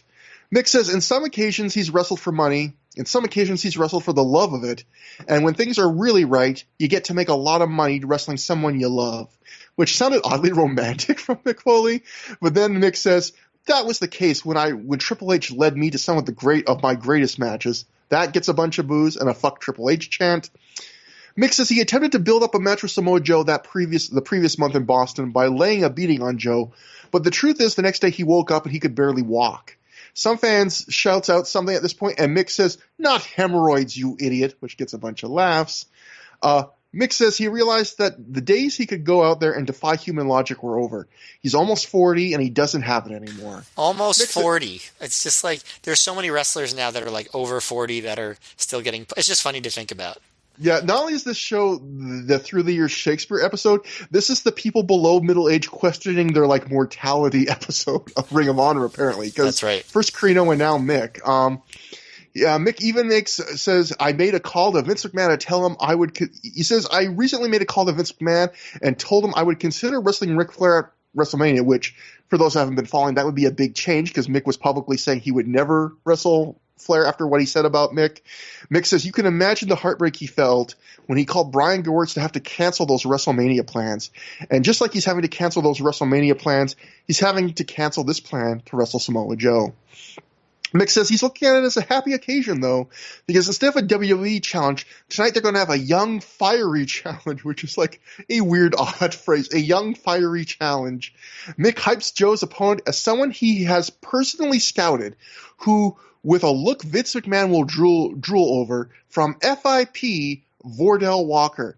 This is made hilarious, I wrote, possibly unintentionally hilarious, by the fact that when Mick says all this about how he personally scouted him, Mick is clearly reading Vordell's name off of his hand.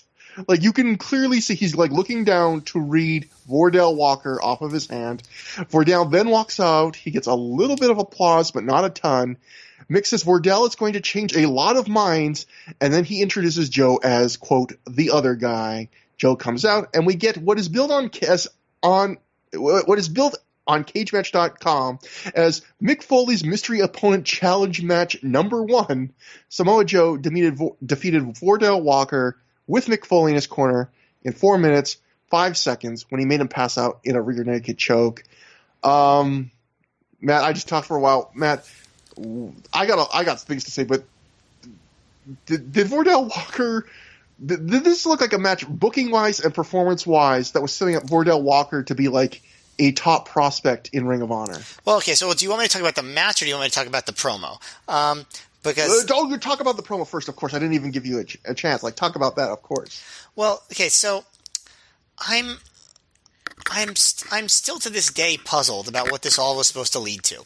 Because, like, either we take Foley at face value and, like, what he said was going to happen is what would have happened, and he just decided not to do it after what happened with Joe, and, like, he didn't feel good after the spots that he did in January. That's very hard for me to take at face value because he didn't do much on that show, and he did a lot more on this one, which even Gabe mentions on commentary. So was there another was it WWE that wouldn't let Foley do it? But then he wasn't back in WWE for a while after this, right? Until the Edge feud, maybe. So I don't think it was that.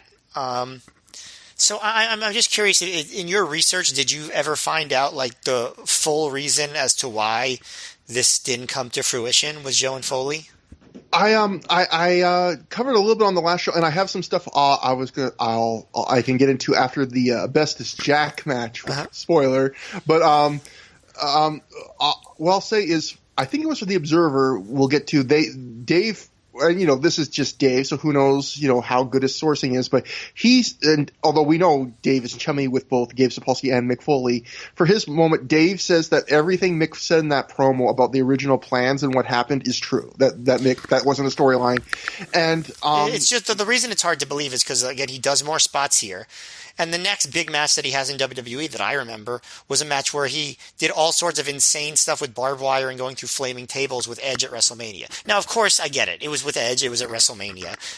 Much different amount of money, much different situation. But, he didn't have to do, he wouldn't have had to do the same over-the-top stuff. I don't know. I mean, I guess it could be true. It's just the fact that he did so many spots on this show make me question it a little bit. Do you think that if that's what the angle would have been, the one he describes, do you think that would have been really good? Well, first off, about whether this was real or not, we did cover on the last episode that after the It All Begins confrontation he had with Joe, where like you mentioned, he didn't take hardly any bumps. He mostly just did a little bit of offense on Joe.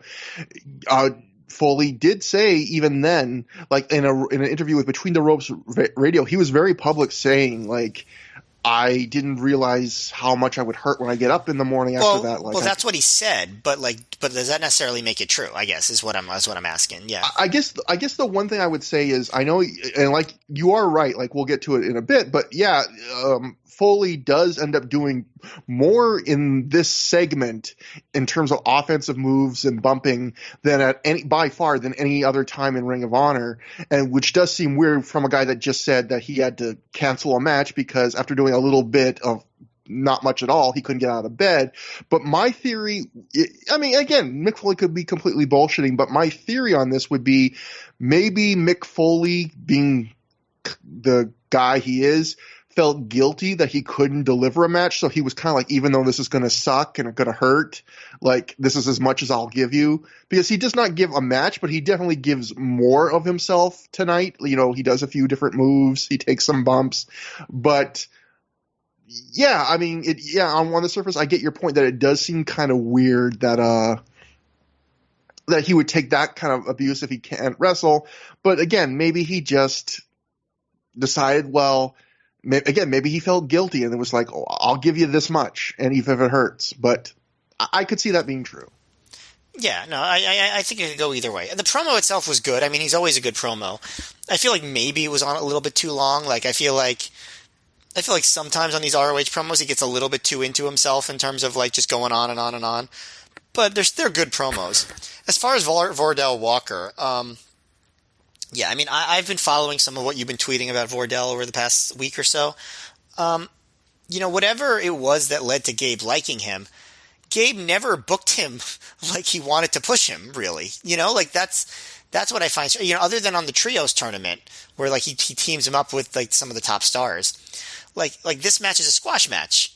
You know, like yes, like Walter, like I mean Walker does do some moves, right? He does the cross arm breaker, and Vordell gets out of like a choke early on, which I guess is a big deal, you know, to get out of the choke and escaping the full Nelson and hitting an enziguri, but it's still 4 minutes long, you know? I did one thing I found funny in the match unrelated to all that. Nolte kind of fucked up because he said that Joe was prepared to face Mick Foley, and Gabe has to correct him and be like, no, Joe didn't know who he was going to face. You know, like, I guess the plan was for Joe to face Foley, right? You know, the match was a nothing match. Like, it's not like Walker had a chance to impress the crowd. Like, okay, I guess what I think about is this. This is ROH. So the way you impress in ROH is not by escaping a guy's hold, right? The way you impress in ROH is by having a good wrestling match, right? Yeah. And he was in the ring with, you know, arguably the best wrestler in the company, possibly the world at this point, and he did not have a chance to have a good match. So how are you getting him over in ROH? I guess that's sort of how I think about it. I mean, we just saw on the previous show, It All Begins, an example of how you can lose to Joe and look good, which is Nigel McGuinness, where Joe won that clean. He was clearly booked to be the better man, but it was a decent length match, and Nigel got quite enough where you felt like, oh, Nigel's a player. You know, he's pretty good too, and maybe he'll get Joe one day. And this is the complete opposite of that, where it is a squash. Vordell does get a little bit, like a bit of offense, maybe more than like a complete chud would get. Like at the very start, he gets a few little bursts of offense, mostly a lot of kicks and knees, including at the very beginning. He's able to, like you said, he fight out Joe's rear naked choke, which Gabe on commentary tries to sell. It's just like this huge, like, oh my God, who's ever done that thing? But the crowd does not react that way. And I think what hurts that too is the way Vordell gets out of this. He gets out of it almost immediately, and he just hits a couple elbows to the gut. Like, it's not a very dramatic way. Like, if you're trying to sell like, oh, this choke, it's impossible to break out of, blah, blah, blah, it should probably be more dramatic than I elbowed Joe in the belly button a couple times. Because then it just goes, well, why doesn't everyone do that then? Yeah, exactly. He also gets to hoist Joe on his shoulders to go for a Death Valley driver, probably, but Joe fights out of it. So at least you could say, hey, he even gets to lift him up. Not everyone gets to do that. But at the same point, most of this match, like you said, was Joe hitting his signature offense, never close to being in danger at all. And the ending, I thought, also made Walker look real bad because the ending of this match is after Walker escaped the choke once, Walker standing across the ring from Joe. He screams at Joe, like, just bring it. He charges at Joe from across the ring, and Joe just kind of calmly sidesteps him and wraps him up into the choke, and it's over. And it's just like, it was almost a bit of a Wile E. Coyote Roadrunner thing where he's just like charging at a guy, and guy's just like, yawn, okay, it's over. But I guess why we're talking about it, and like Matt mentioned, I was tweeting about it on Twitter this week, is because both on commentary and in the newsletter coverage that followed, Vordell Walker got a ton of hype. So Vordell Walker was an indie wrestler at this point. He had started wrestling a little bit in FIP. I don't know if he had done this yet, but he got a match against Austin Aries in FIP where apparently he impressed. And Gabe fell in love with this guy. We'll get into some quotes later. They're actually married right now. I'm just kidding.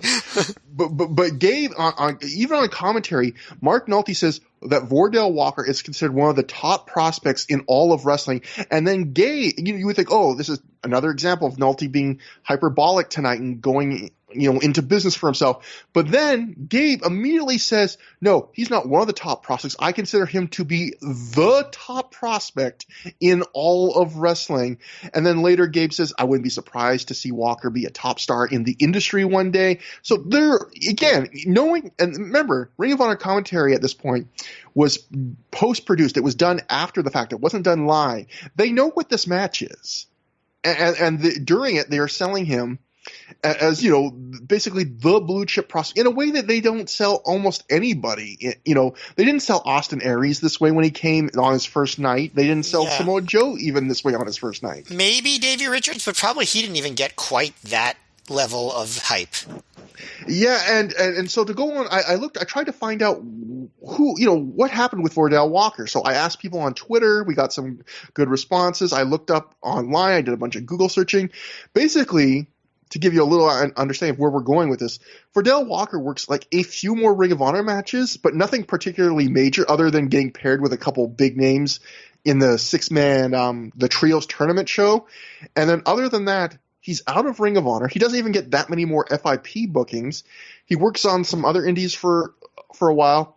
In 2006, he has a lingering injury that he gets surgery for. He misses a bunch of months with that.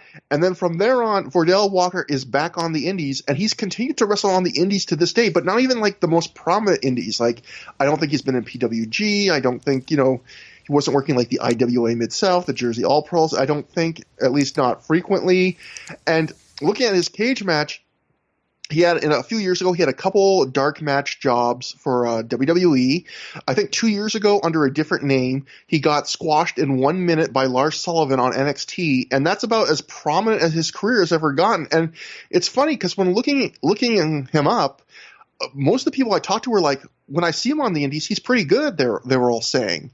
And yet, basically, this run he's in right now is basically like his high point, like this in terms of profile, yeah, in terms of profile, not matches. Because again, I would look up stuff like Death Valley Driver video review, and even they would talk about matches he would do after this, and be like, yeah, Vordell Walker's always a good worker. The only thing I could find out, and Chris Zellner mentioned this on Twitter to me, he was like, some wrestlers, they maybe don't devote their entire lives to wrestling because they have a good job, and I did notice when I was researching him, Vordell Walker is a fireman. So that's a pretty steady, probably reasonably paying job that maybe he had opportunities that he didn't take. And I guess my one other point about him is in doing research, I found one interview with him where, and I guess this will be a story we'll cover when we cover the Trios tournament, which is a few shows away. But Vordell Walker apparently, basically, he outright admitted in this interview that I don't know what happened, but I just whiffed on that tournament. I was paired up with really great guys, and I did not have my best performance. Yeah, I mean, also I think hyping a guy so much in public like that, saying he's a top prospect, like that, I think that's hard on anybody. Like like, the backlash, like, he never, like, was around long enough to get a backlash, but I feel like if they kept hyping him like that, there would have been a backlash from the crowd. He would have had to turn heel. And when he comes out, like, again, to kind of get people in the mindset of where he was at this point, almost no one knew who he was. He had squashed Cheech on the pre-show and on the Do or Die pre-show, and apparently from live reports and what I think Rob Naylor tweeted and stuff, like, they said Cheech made him look really good, and you can tell when he comes out that, like, probably the 200 people that saw him on the Do or Die card that afternoon are kind of like, oh, that's kind of neat, and everyone else is just silent. They're not booing him, but they don't know who he is, and remember that. Also, the position they're putting him in. Like, in some ways, I mean, I guess they must have announced before the show, like, that what the crowd was going to get with Samoa Joe was probably not what they originally expected when they bought the tickets. But the Foley and Joe thing, at least for a while, was the biggest thing on this show, right? Yeah. And so, disappointing to be like, oh, well, actually what Joe's going to do is wrestle a squash match against someone you never heard of. Like, that's actually what we're going to do instead. I mean, I know there's more to come, but, I'm sure that didn't help Vordell's crowd reaction either. That's a fantastic point, too, which is, one of the things Gabe's known for is, developing young talent and giving them good shots. Generally, there's some exceptions. But this, if someone didn't tell you better, it was almost felt like he's being put in a position to fail, like so many things, just the fact that, they had previously promised, a big WWE match for Joe. And then Mick says, I could have wrestled Joe, but I decided I just can't do it. And now here's his replacement, a guy you've never heard of before. And then he gets squashed in 4 minutes. Like, yeah, I don't know how you could book that and think this is going to help this guy. But yet they're selling him huge on commentary. Gabe is selling him huge in the newsletters, which we'll get to. Like, I do not understand. I just do not get it. Maybe Gabe was overselling him on commentary because he realized that in execution, the match itself didn't do him any favors. Yeah, like overcompensating a little bit for the booking of the match. Maybe. I mean, after the match, Mick gets on the mic and he says, Vordell put up on a heck of a fight, which... no, he didn't. He did not. Yeah. And then he says, but Joe is just too much for him. Luckily, Mick says as he rolls into the ring, he has backup. Mick says there comes a time in every wrestler's life where they have to pass the torch, like Flair passing the torch to Triple H. Mick says he passed Cactus Jack on to somebody who will take it higher than ever before.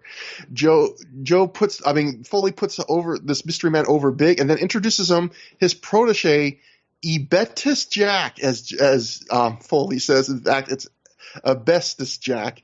Out comes Ebestus in full Cactus Jack gear with the Mick Foley, Cactus Jack t-shirt, the big curly-haired, brown-haired wig, complete, with a beard on his mask.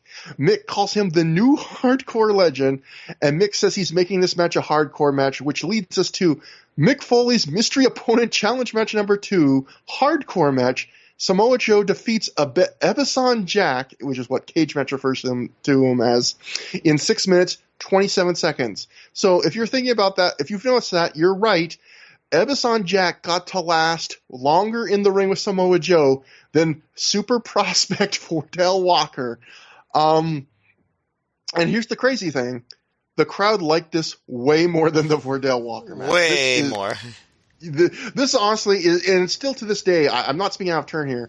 This is what I remember when I think about this show. I've had people in live reports say that this for them was the highlight of the show. This is the comedy match that Ebestus did not give you earlier. Ebestus does a lot of weak-looking, kind of Foley-ish offense, but mostly the only thing Ebestus does that's really Cactus Jack-esque is he does the bang-bang finger guns constantly. He does it when he's selling. He does it on offense. He does it when he's getting beat up, and it's a good, funny little joke. He does one big joke where at one point in the match, he climbs to the Joe's lying on the canvas outside the ring. Ebestus Jack, whatever you want to call him, he climbs to the top rope. He's doing like a big Mick Foley elbow to the floor. He then gets scared and climbs down to the second. He then gets scared and climbs down to the first turnbuckle. He then gets scared and climbs down to the ring apron. And then eventually I think he just drops to the floor and drops an elbow. And that gets a big, he's hardcore chant. So yeah, a lot of comedy. Joe fighting back and beating him up. Eventually, Mick Foley gets involved in the match. Since it's a hardcore match, he's allowed to. He throws Jer into the barricade. He hits him with a clothesline. Joe goes at one point. There's a horrible botch where Joe goes to power slam Ebestus Jack, but it looks like Ebestus either doesn't know that's coming or he won't go over, and it's just a huge botch where he won't move for it. And one of the biggest Samoa Joe botches you'll ever see. Yeah, and they also do kind of the unprofessional thing, usually where they say in wrestling, if you botch a move, don't repeat it. They immediately repeat it, but this time they pull it off, so I guess in that sense it works. There's a Mr. Sacco chant during the match, and then Mick later pulls out Mr. Sacco. He puts it on Ebestus Jack's hand. He lands the Sacco claw on Joe, but Joe just no-sells it and bites down. Joe gets boos for enziguring Ebestus Jack at one point, which is how into this the crowd is. Joe goes for a lariat. Foley trips him and then rolls in the ring to beat down Joe along with Ebestus Jack. Foley gets a chant for this. Foley takes a running start and Joe lariats him and then quickly takes out Ebestus Jack with the muscle buster. Joe also does an ole ole kick to both Foley and Ebestus Jack sitting in a chair at the same time. So we'll get to it in a bit, but this was basically the blow-off for the Foley feud. So it was like one part comedy match, one part like if we can't have Mick Foley actually wrestled Joe, this is the most we can give you. And it's definitely weird and a complete left turn, but I can't say it wasn't entertaining, and I can't say that the crowd didn't clearly enjoy it. Yeah, I mean, I don't have much to add other than what you've already said. The crowd did enjoy it. Like, they treated Joe as the heel, which I appreciated. Ebestus definitely was good at this, and like this was very entertaining, and this was, like you said, this was the comedy match I was looking for. But I don't know. I guess I don't want to project too much because if the crowd liked it, they liked it. But I can't help but think this had to be like, this is like disappointing on the whole, that this is what this whole Foley thing amounted to after all this time. Like, I mean, I guess like if you're going to do a left turn and just do a comedy match, that's one way to get out of, whatever your plans didn't work out, and plans don't work out all the time. But, and Joe doesn't have to have like a big, intense physical match every time out. It's actually probably good that he didn't this time, because, save yourself sometimes. But I don't know. I just feel like given what was promised, this feels disappointing to me. I definitely felt some disappointment, and I'll say this: like, I think it's easy. I feel less disappointment watching it back. Like, I'll say, like watching this, like I kept thinking, I can't believe the crowd did not shit on this. Like, I can't believe they're so into it and accepting of it. Because I would have, if someone had told me like all this was happening on paper, like the night before it happened, I would have said that crowd is going to boo them out of the building. They're going to be so disappointed, and they're not. Like, it's shocking how they're not disappointed with this. Like, I'm surprised. It's Ebestus. Like, Ebestus had never wrestled in Ring of Honor. He was like a cult figure in Japan that had done a little bit of U.S. indie work. Like, and they're like completely, at the end of the day, you don't get the impression that they're disappointed. That's what this ends up being, which is crazy. It's completely surprising to me. But question for you, actually. Although, actually, first I'll just get to the last little bit of this segment. So after the match, Foley recovers. He hits Joe with a double arm DDT, a baseball slide drop kick, and then he slides to the outside and hits a neck breaker on the floor on Joe. He charges at Joe with a chair, but Joe kicks it in his face. Joe then hits Ebestus Jack with the chair to booze, and then this is where you see the ole ole kick to both in the same chair. Joe goes to continue the beatdown when a man in a Ring of Honor hoodie attacks Joe and throws him back in the ring, revealing himself to be Austin Aries. So yes, Aries is the mysterious man who handed Mick Foley the chair from behind the curtain on the last show. Aries puts Joe's head on a chair and does his power drive elbow onto Joe. Foley gets on the mic and tells Aries he likes a guy who can take advantage of an opportunity. He tells him to go on a walk with him and see if we can't get Brian Gerwertz on speed dial. So I got a bunch of notes from this, but first, Matt, this was, again, basically the end of the Joe Foley thing. The thing I want to ask you is, when I look back on all this, and I was thinking about this earlier today, I was thinking, all of wrestling to some degree or another is people making things up as it goes along. But when it's done well, it doesn't really feel that way. And Ring of Honor, I think, has a lot of long-term planning. This feud, like every step of this, it really did feel like every show, like they were kind of just making it up as it was happening in a way that was real obvious. Like it didn't really feel like it had a good flow or a real, like even the idea that Mick Foley was supposed to wrestle Joe tonight. If Mick really believed that, why didn't they ever hype that? Like that, if Mick Foley had really ever intended to wrestle like Joe, you should like that is a match you should promote for months in advance, because that would honestly, I have to think, would have been the best drawing match they could have run at this point in Ring of Honor's history.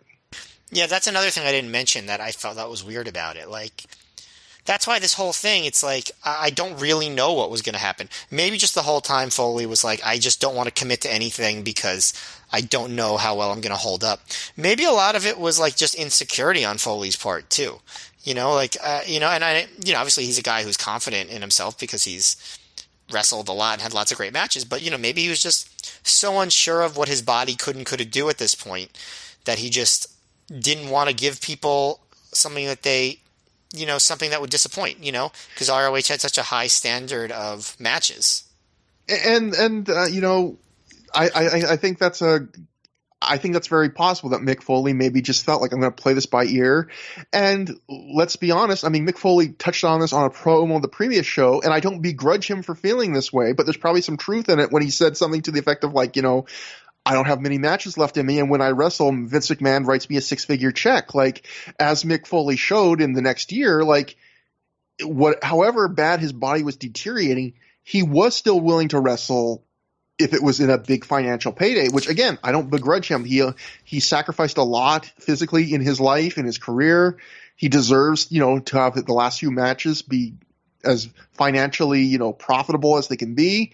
But, yeah, maybe Ring of Honor just gave him a lot of rope, because remember, like one of the Weekend of Thunder shows, Mick Foley, according to the story, literally just showed up with no notice, like, hey, I wanted to watch the Liger match, and they just threw him on to do a promo. Like, it feels like Mick Foley had like a lot of leeway to kind of make things up and kind of set his own direction here. And this is how it ended up, for better or worse, even though we would get a few more appearances from him. So actually, going to then the coverage of this, because I got some notes. The Observer wrote after the show, the actual plan when the angle was first set up was for Foley to tease it was Test, then attack Joe and reveal the mystery man was him. Dave writes in parentheses, Foley and Keebler are good friends. However, when Foley did the attack on Joe on January 15th, which would have been It All Begins, he realized his body was really trash this time. He didn't really even do much, but he could barely get out of bed next day, and kind of realized it wasn't a good idea to try and do a Ring of Honor style match. He canceled probably shortly after that, since we heard the name Vordell Walker as the mystery guy several days ahead of time. Foley brought out Walker, and the idea was supposed to be for Joe to make Walker a star, because Gabe Sapolsky is high on Walker. However, Joe beat Walker in 4 minutes and didn't make him a star at all. The second idea was Foley then bringing in the new Cactus Jack, which turned out to be Ebeson from Osaka Pro Wrestling, who does a clown gimmick and worked earlier in the show. Ebeson dressed up like Cactus Jack, called Ebestus Jack. I love that everyone has a different pronunciation for Ebeson's Cactus Jack name. Dave writes, Ebeson in Japan sometimes does an Abdullah the Butcher gimmick as Abdullah the Butcher, and the crowd got into him in the match, although many were still disappointed by the lack of a WWE star. Joe won, then laid out Foley with a stiff lariat and a chair shot. That may be Foley's farewell to Ring of Honor. Gabe Sapolsky said it was scripted to possibly be his farewell if he chooses it to be, but he still may do some shows within short driving distance from home. Sapolsky believes that with Vordell Walker's physique and athletic ability, that as soon as WWE sees him, they'll sign him. So that may hinder him from getting the push he would have gotten. So I have another note. Before I get into that, I mean, what do you think about any of that? Like, especially, again, that last endorsement, like, Dave has Gabe on the record telling Dave, like, this guy is such a potential star. I'm scared to push him because WWE's going to sign him. I mean, I guess I haven't seen enough Vordell Walker to know that version of him. But Gabe does have a pretty good eye for talent, so I'm sure there was something there. As far as all the Foley stuff, I don't know. Do you think they would have been it would have been better if they actually did go through with just having like Test wrestle Joe in a match just to like deliver on the WWE thing? I don't know. Here's the thing that's intriguing from that note is the way Dave writes that note, he basically makes it sound like Mick Foley, after it all begins, or at least at the time of that show, thought he was going to wrestle Joe, that he was going to do this whole thing where he did a bait and switch with Test and then wrestle as an unannounced surprise match, which again blows my mind. But then just must have decided sometime between It All Begins and this show, which was just a few weeks, that he couldn't do it. But again, that goes back to your point, which is if Foley had it in his mind on the last show that he's going to wrestle Samoa Joe, why wouldn't you just promote Samoa Joe versus Mick Foley, the hugest match in Ring of Honor history, rather than this, I've got a mysterious WWE name and then I'm going to eventually reveal it was me. But again, maybe it goes to your point that maybe Mick Foley was kind of keeping that, like, had it in the back of his head, like, maybe I can't do this. Maybe this will hurt. Yeah, I mean, that's sort of what I thought. Like, that's the only thing I could think of, honestly. And Vordell Walker, again, like, we hardly see anything from him, but I've heard good enough, decent things. I haven't heard amazing things, but for those who haven't seen Vordell Walker, he's like a bald, not super tall, but reasonably sized guy who's got like good muscle and a good build. But again, he's not Chris Masters, but pretty muscular for an indie guy at this period. He looks like he has fairly good athleticism, and he also has like a bit of an MMA background gimmick. He's wearing like the MMA gloves and stuff like that. But again, like, yeah, I don't know. I don't know what it is about him. Going to PW Insider, Mike Johnson writes, as I mentioned in the PWInsider.com Elite section on Sunday, and then briefly during my review of Ring of Honor's Elizabeth, New Jersey event on Monday, the original plan was for Mick Foley's mystery opponent for Samoa Joe. The original plan for Mick Foley's mystery opponent for Samoa Joe was for Foley to tease it would be Test, only to then attack with Joe and brawl for 8 to 10 minutes. So see, Johnson is not saying they'd have a match. The plan was for Joe and Foley to brawl for 8 to 10 minutes, is what Johnson says. Foley changed his mind leading up to the event, which set the stage for Vordell Walker and Ebestus to be used, while Foley did some brief physical interaction with Joe, but nothing major. At one point, Ring of Honor discovered bringing in Test for the cameo, but not to wrestle as he is still recovering from neck fusion surgery from last year, and to film a shoot interview with Test. Once Foley backed off on the original plan with Joe, they never approached Test about making the appearance. So, goddamn Foley, you cost Test a booking, Mick. Ring of Honor officials also played with the idea of booking WWE level names, including Billy Gunn, who was working another indie in New Jersey that night, and Al Snow, but opted not to do so. When Foley stated on the mic at the show, what Foley stated on the mic at the show was pretty much a shoot on the situation. But as I wrote on Monday, while the Ebestus deal was entertaining, it also left the promotion with a rare bait and switch deal. Once was cute, but the promotion shouldn't do that again, especially when they are playing to a truly hardcore fan base. Mick Foley is expected to return to Ring of Honor down the line, although it won't be anytime soon due to his schedule being booked up. The reveal of Austin Aries being the one who gave Foley a chair to attack Samoa Joe with was meant to build heat for the Joe versus Aries rematch this weekend. Ring of Honor officials had internally hoped that Aries might work the SmackDown taping in some fashion yesterday to add some extra heat on Foley and Aries after the two walked out at the anniversary, with Foley claiming he was going to call WWE writer Brian Gerwitz on the Ring of Honor champion's behalf. And then I will note, Matt, that the Observer then wrote that on the February 22nd SmackDown, backstage being looked at was Ring of Honor champ Austin Aries. So he didn't get that segment Ring of Honor was hoping for, but he did get a look, which obviously nothing came of. And then also the Observer, one last note, wrote, Samoa Joe suffered a chipped tooth on the February 19th event during the brawl with Austin Aries. So that's that. So, yeah, Matt, do you have any more thoughts? Just weird, again, I guess an 8 to 10 minute brawl is Mike Johnson's story on this. Yeah, no, not really at this point. I mean, it's an odd situation, the whole thing. Yeah. So I think we've covered that pretty extensively. So next we cut to a clip from FIP when Gabe tells us that the Bryan Danielson Homicide feud has crossed promotional boundaries. We see Danielson lay out FIP champ Homicide with an elbow, and that leads us to the best of 5 series tape fist match numbered. This is the second match of their best of 5 series. This one, each one with a different stip. So this one's the tape fist. Homicide defeats Bryan Danielson in 17 minutes, 53 seconds. So Homicide now takes the lead 2 matches to none.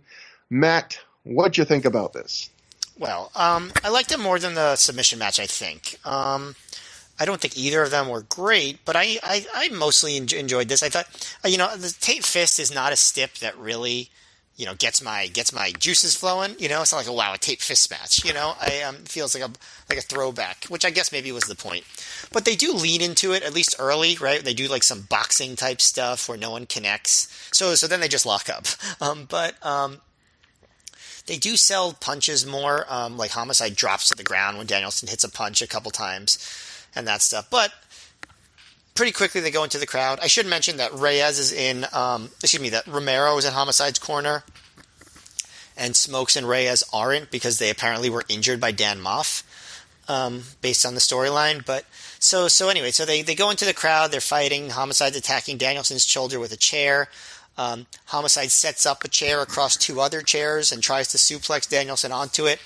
But Danielson reverses and suplexes Homicide instead. They go all around the crowd, whipping each other into chairs, as you do. Homicide attacks Danielson with a big garbage can. They fight onto the bleachers, and Homicide DDTs Danielson on top of the bleachers. But Danielson, this is one weird thing. Danielson gets back up really quickly after being DDT'd on the bleachers, and then he kicks Homicide down the bleachers.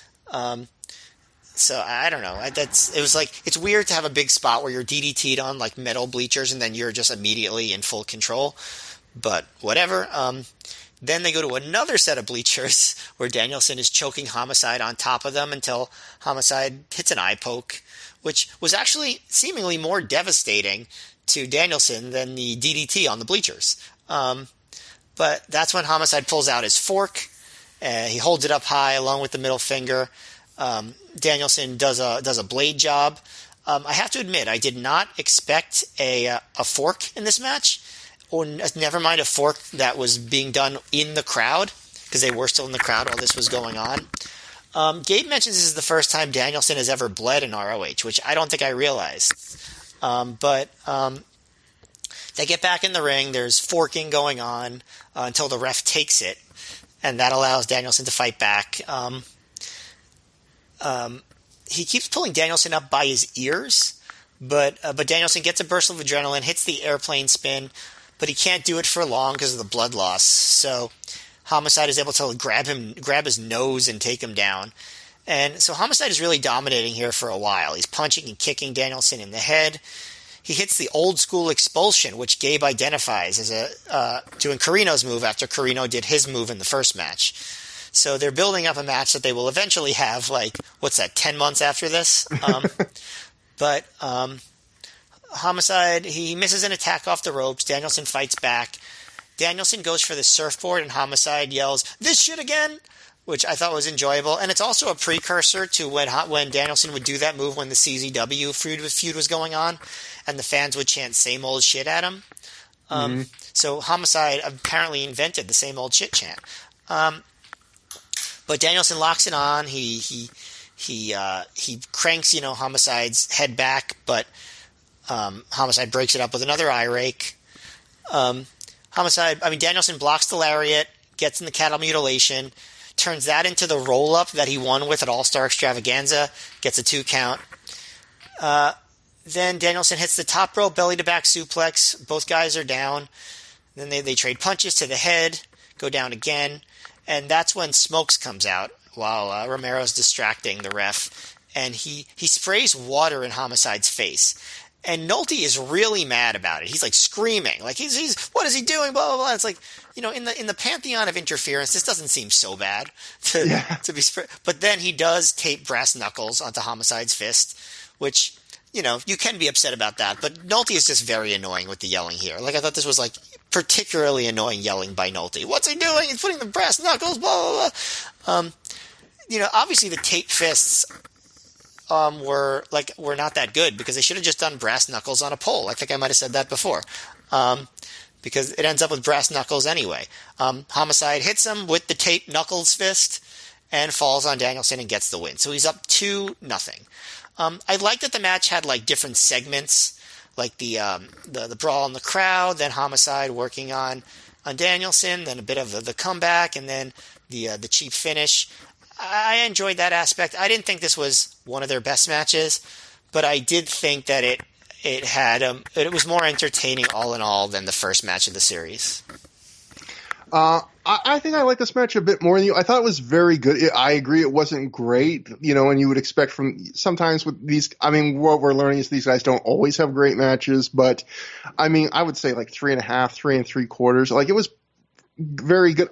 What I liked was, on their last match, which was a submission match, we had this big crazy crowd brawl that had to get legitimately stopped. We went into reasons on the last episode, and then they just had this very abrupt style change where then they worked a pretty straight submission match.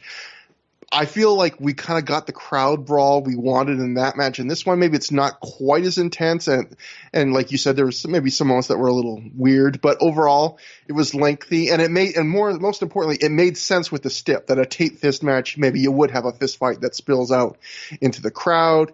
We get the novelty of Danielson bleeding, which, like you said, Gabe said, I have no reason to doubt him. My memory's horrible, but I don't think we've seen Danielson bleed in Ring of Honor from the head like this. This is a clear blade job. And then when the match went back in, I felt like they did a good job of straddling the line between working the tape fist stip, but having kind of a regular match you'd want to see from these guys. Like, they did throw a lot of punches in this match. Mostly they're just regular boilerplate brawling punches, but there were a couple neat moments, like one time where Danielson is trying to get Homicide into a surfboard, and he's punching him in the back with the tape fist to loosen him up so he can get him into it. And then there's another moment where Homicide goes for the lariat, and Danielson punches him right in the arm to block it, which I thought was a cool moment. I could have done with a few more moments like that, honestly, because those were fun moments.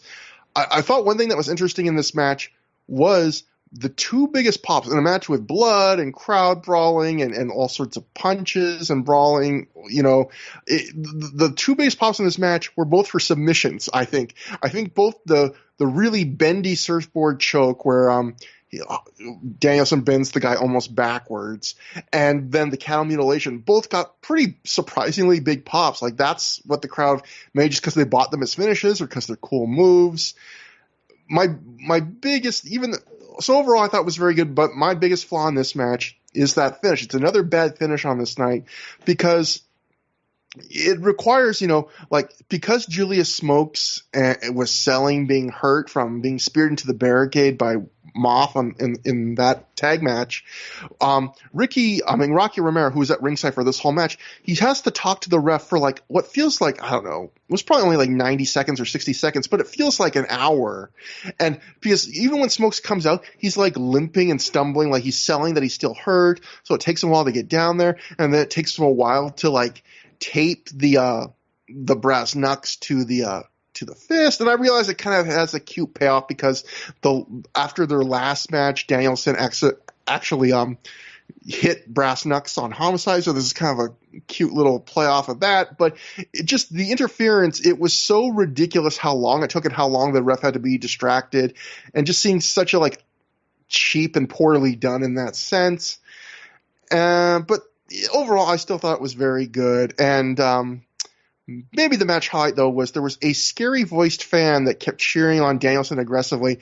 And then later on, as Homicide is fighting in the crowd, about to fork Danielson, you can hear a fan clearly scream, "Potato salad, bitch!" So that was probably the highlight of the match. Also, Homicide's counter to the airplane spin, very good, where he just grabs Danielson by the nose as he's in the airplane spin and like drags him to the mat into like a crucifix. That's a good counter. So after the match, Smoke spits on Danielson, and we move on to backstage for intermission, where Gary Michael, and you're wondering, why is intermission so late? Well, it's because the last two matches on the show were cage matches, so you need intermission to set up the cage. Gary Michael Capetta is backstage with the new tag team champions Moth and Whitmer. BJ says this is like winning the Super Bowl. Moth promises us that this reign will not end in an hour like their last reign, and it does a little bit better, but poor Moth, you You don't know what your future is, apparently. Moss says they will go down as the greatest and longest reigning Ring of Honor tag champs because you're going to have to kill them to take the belts from them. Spoiler, not going to have to kill them. You're not even going to have to wrestle them to take the belts from one of them. Moff then licks and kisses the belt as Gary tells BJ they have some birthday cake for the 3rd anniversary celebration. And one of the cutest and also weirdest left turn ends to a serious promo, BJ just gives an intrigued birthday cake? So I love that they go the swing, Matt, from very seriously, this is a huge moment for us. We're going to defend these titles. You're going to have to kill us too. Gary just out of nowhere like, guys, word to the wise. Get the birthday cake while the birthday cake's getting is good. Like, and BJ does not know, so he's like, gonna get some birthday cake. Yeah, that just reminds me of the 1st anniversary cake situation. But they say in the promo they're going to be the longest ROH tag champs. Nope. And the greatest. Nope. We'll get that's another story for another show. But elsewhere backstage, I don't even know if I know how all that story yet. But elsewhere backstage, Bryan Danielson is with Sugar Sean Price. Danielson asks Sean if he saw what Homicide hit him with. Bryan then says he heard Homicide said that he'd fight Danielson anywhere at any time. Danielson gets in Price's face very aggressively and tells him to tell Homicide to meet him in the parking lot after the show. So, and that brings us to semi-main event, or I guess you could say first half of a double main event. Ring of Honor World Title Steel Cage match. Austin Aries defeated Colt Cabana in 20 minutes, 38 seconds by escaping the cage. So this was a cage match that was escape the cage or pinfalls. And so I'll just say it right up front. This was my match of the show. I thought this was low great, like 4-star great. And here's the funny thing about it. Usually when I watch in Ring of Honor and basically indie wrestling and even now modern wrestling by this point, pretty much every match guys are trying hard. This isn't like the 80s where wrestlers were working on such a death schedule or they didn't really have pride in like their work. Some, not all wrestlers, but some wrestlers, or again, the huge death schedule some promotions had where you couldn't go all out or work really physically. In wrestling nowadays, pretty much every match wrestlers are giving really hard physical effort. But so a lot of times when I don't like a match, I find, especially doing this podcast or other things, I find saying, well, the effort was really good, but it was just missing something.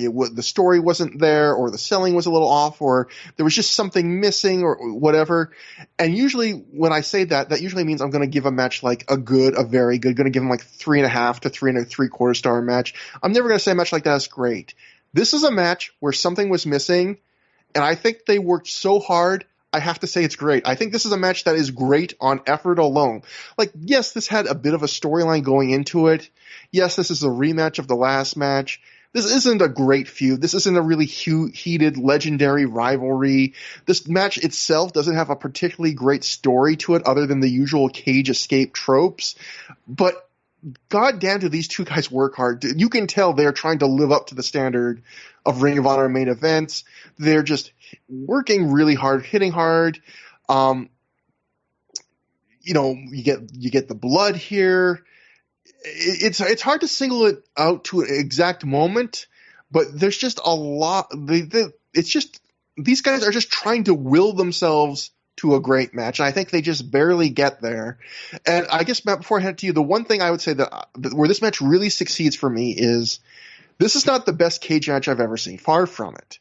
But I think this might be the best match when it comes to or one of the best ones I've ever seen when it comes to utilizing the door. Because usually in cage matches, at least me as a kid that grew up mostly with WWF, you're used to most of the cage escapes, or at least the really dramatic ones, are crawling over the top of the cage. And it's obvious why, because it takes longer so you can build more drama. It often leads to guys getting thrown off or near the top of the cage, all of that. And so it makes sense why you'd work at that matches that way. But this match, there's a few climb the cage over the top escapes, but for the most part, and there's a couple near falls, but for the most part, the escapes are all centered around the door. And I think these guys do a really good job of showing you how the door escape can be actually dramatic in a cage match, which is it can happen so quickly.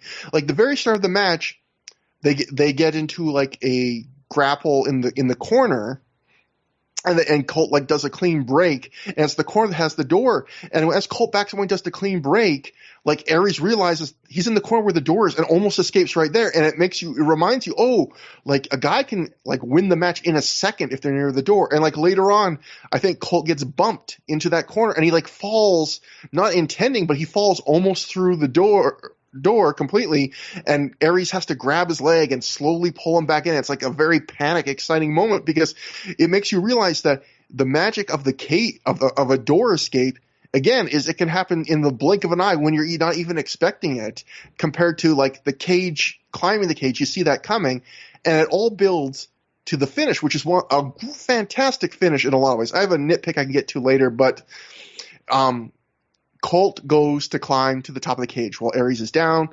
Aries recovers and climbs back to meet him. They brawl on the top rope for a while. Aries gets knocked off.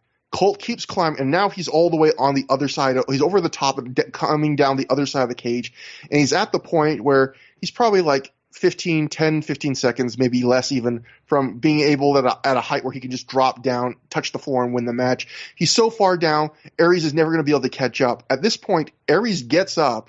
He sees what's going on, and he just looks to the door, and the ref opens the door, and Aries takes a running start and runs through the open door and does a tope con hilo, like rotating, diving through the door, landing on his back and selling how much it hurts, and just sacrificing and basically winning like seconds before Colt was going to drop to the floor. Really cool, inventive, dramatic finish. And again, I thought this match was great. Just barely great, but I thought it was great. Yeah, I would say our opinions are, for once, completely aligned on this one. I feel like I like this match pretty much exactly as much as you did. I thought it was great, great effort. I think the one other cage match that I could think of where they really did great work with the door was the Bret Hart versus Owen Hart match from SummerSlam '94. There's a lot of good like door spots in that match, and I feel like that match inspired this one at least a little bit in terms of what they did with the door.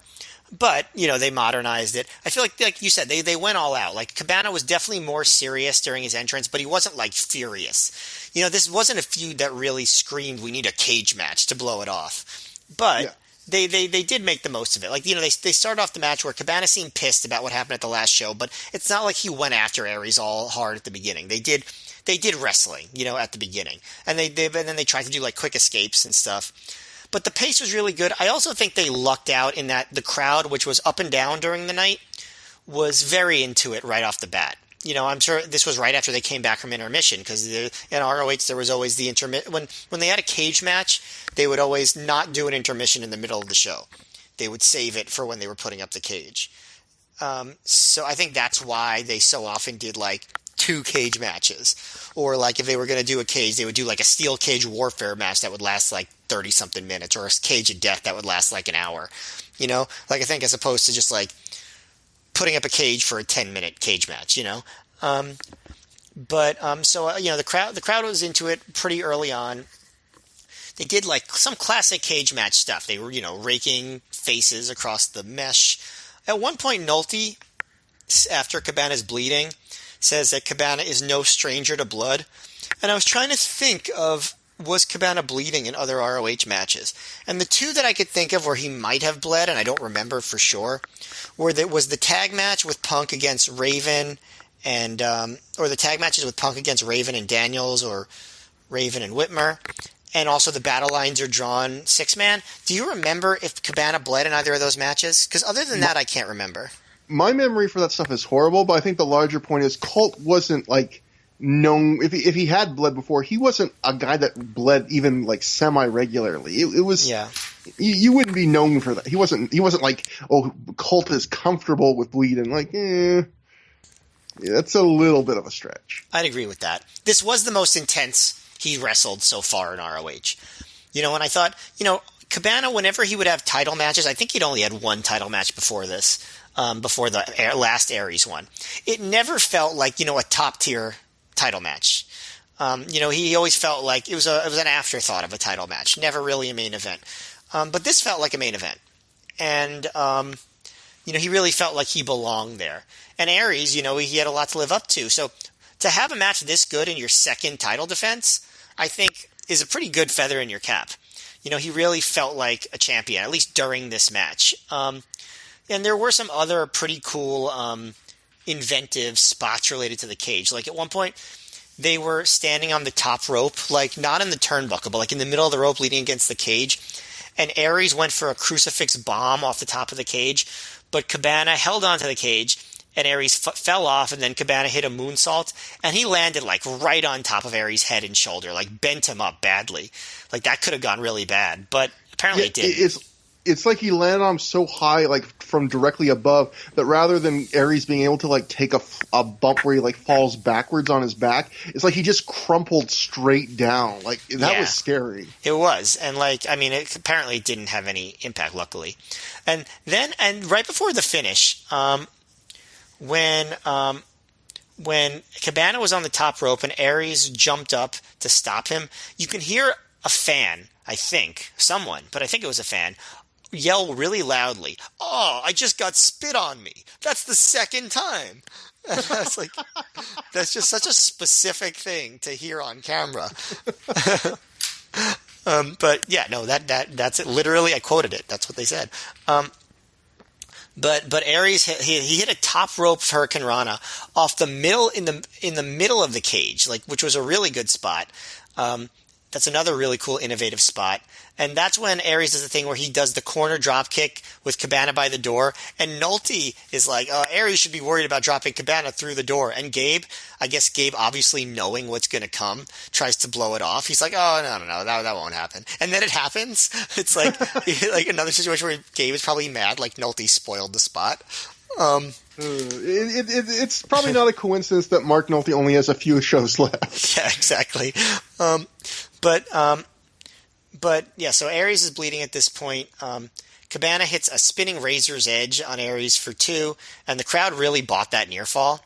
Goes to crawl out of the cage, and that's when Aries tries to climb over them, and then Cabana climbs over him, and then Aries climbs over him, and Aries can't get over him, so he just slams Colt's head in the door, which looked like it hurt a lot, and I hope they wouldn't do that spot anymore. slamming a cage door on someone's head. I hope we've retired that spot. But that's when Aries climbs up, Cabana gets him on his shoulders, and Aries hits the reverse Rana, which gets another huge near fall pop. And Cabana reverses the brainbuster and suplexes Aries 3 times into the cage. And the third time, Aries is sort of like in a Tree of Woe version. And then when Cabana hits his own brainbuster, Gabe yells dangerous for some reason. I don't know why Aries brainbusters don't get that. Don't you feel like the things that get the dangerous call are fairly random? Yeah, and it's weird because there's probably spots that like you would think would get them and they don't. Yeah, like probably like 3 or 4 spots in the main event that we're going to cover should get danger, like maybe half the spots, because compared to a brainbuster. Yeah, it feels very random. But that's when they get to the finish where they fight on the top rope. Cabana hits a number of punches. Aries drops. That's when Cabana has his chance. He's almost down, and Aries does that suicide tope dive through the ropes. The execution was so good. It had to be the best escape the cage finish ever. I mean, I guess, you have that Paul Orndorff Hulk Hogan where they land at the same time, even though I guess that's probably edited, right? But this was so well timed, so good. Very impressive match. Definitely the match of the night. A highlight match. Like if you're going to do a 2005 year-end comp, there are a lot of great ROH matches in 2005, but I think this one does deserve to be part of the mix. And again, that ending is so good. Like anyone that's doing a future cage match, if you have a cage with I guess all cages have a door, but generally, but this match isn't that famous. Like, steal this finish. This is an amazing finish that hasn't been done to death. I guess it's hard for me to say steal this finish when it involves someone having to do a tope to the floor with nothing to catch them. So maybe that's not great. But if you're willing to do that, steal this finish because it's really cool. A couple other just quick little moments. I liked that sequence you mentioned where Colt suplexes Aries into the cage multiple times, and then that last time he just kind of holds him and partly bounces him upside down on the ropes against the cage. There's a moment there where while he's doing that, he's like, what am I going to do? And then he just goes and he punches Aries really hard in the stomach while he's upside down. I was just like, holy shit. Like, I think it almost felt like Colt was just thinking, like, I got to do something right now. And he just punches him while he's upside down in the gut. And there's another moment where Aries is in the tree of woe. And when he sets up, he grabs Colt and he basically does what's like a Spike Dudley acid drop, which I thought was like a cool little improv move. And then finally, my Mark Nolte commentary moment of the match was Nolte at one point says, Austin Aries, more vicious with every title defense. Mac, this was his second title defense. So he literally had to be more vicious than his last match. I don't even know if he was, after he really hurt Cabana real bad in that first match. Yeah, so another weird, again, not a great night for Mark Nolte. So, little notes from some of the newsletters. The Pro Wrestling Torch wrote that Ring of Honor promoter and booker Gabe Sapolsky tells the Torch he is thrilled with the cage match Austin Aries and Colt Cabana put together on Saturday's third anniversary show. Gabe is quoted as saying, quote, Austin Aries and Colt Cabana hit a major home run with that steel cage match, said Sapolsky. It was just an awesome match that doesn't lose anything on tape. It was easily Cabana's best match ever, and it was the first classic of Aries' world title reign. The only comparison is to the Jay Briscoe versus Samoa Joe match from a year ago, is that they were both world title steel cage matches. Aries and Cabana used the cage in a lot of different ways and told a different story with a great ending. Aries and Cabana made great use of the gimmick. They both had to come through. They knew they had to come through in this match, and they both did. All true. Everything he said is true. Yeah, exactly.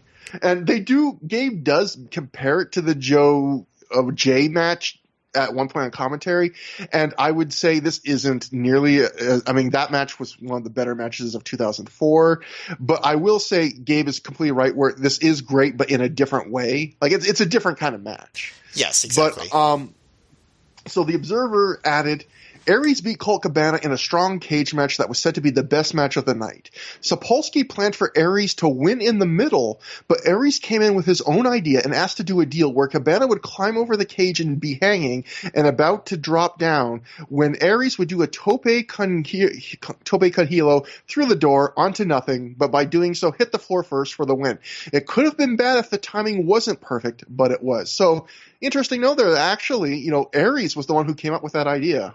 Well, so, I feel like that's the sort of thing a wrestler has to come up with, like, as opposed to Gabe saying, oh yeah, you're going to definitely do a dive onto nothing. And that's going to be how we finish this match. I feel like that's not something that a booker, especially one that never wrestled, would come up with or ask a guy to do. But maybe I'm naive. Or maybe not even think that they're capable of it. Like, just maybe that's not an idea you pop into your head, because that's part of what makes it so cool, is because you don't really think. In fact, going back where I said that I did have a minor flaw, I will say my one flaw in this is because they use the cage so well, it almost makes you think, like, why would a guy ever try and escape the cage by climbing it? Like, the end of the match where Colt climbs the cage once he has Aries down, like, they had done so many good quick door teases where part of me thought, like, you idiot, why are you taking the longest way to get out of this? Like, why not just go for the door again? Well, I've always thought that. So this didn't affect me in that way. You're right, but I guess I feel like because this match did so many good spots with the door, it kind of just hammered it into my head, like, oh, something that you realized for a while, which is like, oh yeah, you could just leave the door, go out the door. That seems to be the easiest way. Exactly. But anyway, after the match, Aries goes to leave until the ref, and I don't know if this was a shoot or not, so to speak, but the ref, you can actually hear him say, like, or motion, like, go do a handshake. And so then Aries at this point, he was like almost going down the aisle, like goes back into the ring, Colt's selling on the outside, and Aries then motions like, come on, get in, like theatrically at this point, but like get him in. Colt comes in the ring, and they do actually shake hands, and we get a loud dueling chant. So even though Generation X is still supposed to be heels at this point, I mean, this is kind of a babyface ending where they have like a mutual respect. Colt, well, whatever anger he had, it wasn't enough to not shake his hand at the end. And so there's another feud ending, a show with a lot of feuds ending. Backstage, Sugar Sean Price finds Homicide and gives him Bryan Danielson's message to meet him in the parking lot. Homicide just chuckles and says he'll be there. And that brings us to the main event, a scramble cage match with, as Matt mentioned earlier, another stipulation that seemed to be added between shows. The winner of this match gets 10 times their pay. The loser has to leave Ring of Honor for 90 days.